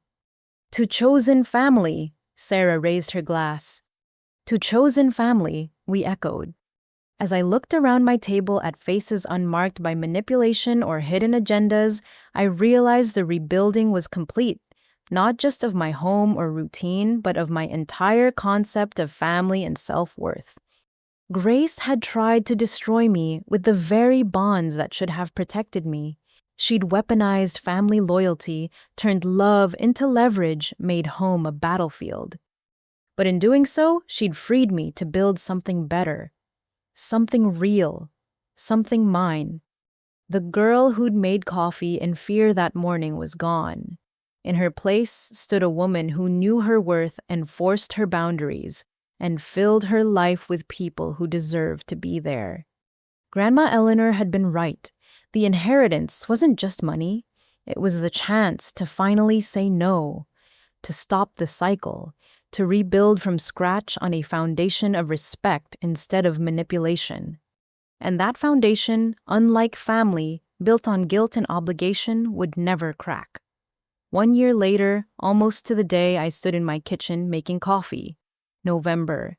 Sunshine streamed through windows I'd replaced with larger ones, filling the space with light Grace had never allowed me to appreciate. The morning ritual was the same. Grind the beans, heat the water, pour with care. But everything else had transformed. The house barely resembled the battlefield it had been. Each room reflected peace instead of conflict. The guest room had hosted a dozen friends over the months, people who appreciated the space without claiming ownership. The living room showcased art I'd chosen without fear of judgment or destruction. Even the kitchen felt different, reorganized for joy rather than defense. My phone buzzed with a text from Sarah. ETA 20 minutes with pies Beth's bringing that amazing stuffing. This is going to be the best Thanksgiving yet. I smiled, remembering last Thanksgiving when I'd worried about having enough people to fill my table. This year I'd had to add a leaf to accommodate everyone who wanted to celebrate with me. Chosen family had a way of multiplying when you opened your heart to it. The doorbell rang earlier than expected. Through the peephole, I saw Margaret holding a covered dish and beaming. "I know I'm early, dear," she said as I opened the door, "but at my age, you take advantage of good driving weather. Besides, I wanted to talk before the crowd arrives." I hugged her, this woman who'd become the grandmother figure I'd needed. "You're always welcome early. Coffee, please. And use the good beans. I'm too old for the pretending instant is acceptable." We settled at the kitchen island, the same spot where so much pain had unfolded. Now it hosted warmth and genuine conversation. "I have news," Margaret said after a contemplative sip. "Your parents reached out to me last week." My hand tightened on my mug, but I felt no panic. Time and therapy had diffused that trigger. "Oh, they wanted me to intercede. Apparently, Grace's situation has become difficult." "Difficult how?" "She's living with them again. The job she got to satisfy probation barely covers her restitution payments. Your parents are supporting her entirely, and it's wearing on them. Your mother used the phrase, bleeding them dry, which I found ironically appropriate." I waited, knowing Margaret had more to share. "They want to reconcile, all of them, Grace included. They've been attending family counseling and believe they've made breakthrough progress. They want you to join them for a session." "No." Margaret smiled. "I told them you'd say that. Your mother cried. Your father blustered about forgiveness being divine. And Grace? Well, Grace said you'd always been selfish. Some things never change." "No, but you have. The girl who would have agonized over this decision is gone. You said no without justification or guilt. That's growth, dear one." She was right. A year ago, the request would have sent me spiraling into guilt and self-doubt. Now it was just noise from people I'd outgrown. "They also wanted me to tell you something else," Margaret continued. They're considering selling the family home. Supporting Grace has drained their retirement savings. They thought you should know in case you wanted to help. I laughed, actually laughed. They want me to bail them out after everything. The irony wasn't lost on me either. I told them that you'd already paid more than your share of family debts, emotional and otherwise. Your mother accused me of turning you against them. You didn't turn me anywhere. You just helped me see which direction I was already facing. Margaret reached across the island to squeeze my hand. Eleanor would be so proud. You've become the woman she always knew you could be once you were free of their limitations. The conversation turned to lighter things. Her garden, the new book club she'd joined, gossip from the senior center that was surprisingly spicy. By the time my friends started arriving, I'd almost forgotten about my parents' request. The house filled with warmth and laughter. Sarah commanded the kitchen with military precision, delegating tasks and orchestrating a feast. Beth regaled everyone with stories from her recent promotion. Marcus brought his new girlfriend, warning her extensively about our competitive board game traditions. Even Robert Henderson stopped by with his wife, bringing wine and thanks for salvaging their account. "You know," he said, pulling me aside, "that whole disaster with your sister was the best thing that happened to our professional relationship. It showed me who you really are under pressure, unbreakable." "I broke plenty," I admitted. "I just learned how to rebuild." The feast was magnificent. We'd abandoned traditional seating charts in favor of organic, mingling people flowing in between kitchen and dining room conversations, bubbling like champagne. No one kept score of who contributed what. No one made passive-aggressive comments about portion sizes or recipes. No one treated hospitality as an obligation to be repaid. As we gathered for dessert, Marie clinked her glass. "I want to propose a toast to Irma, who showed me that escaping family dysfunction is possible, who proved that restraining orders work both ways, keeping the toxic out and the healthy in, who built this beautiful chosen family that welcomed a refugee from Seattle with open arms." "To second chances," Beth added. "To boundaries," Sarah chimed in. "To freedom," Margaret concluded. "To all of us," I said, feeling tears prick my eyes, "for choosing to be here, choosing each other, choosing love without conditions." We drank, we laughed, we played ridiculous games until midnight. As the last guest left with multiple containers of leftovers, I found myself alone in my kitchen again, but this solitude felt different. Chosen, peaceful, mine. My phone sat silent on the counter. Somewhere across town, my birth family was probably sharing their own Thanksgiving, built on old patterns and fresh resentments.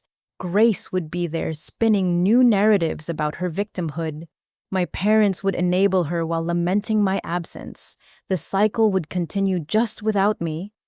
I thought about Dr. Reeves's words from our last session. Healing isn't about forgetting or forgiving.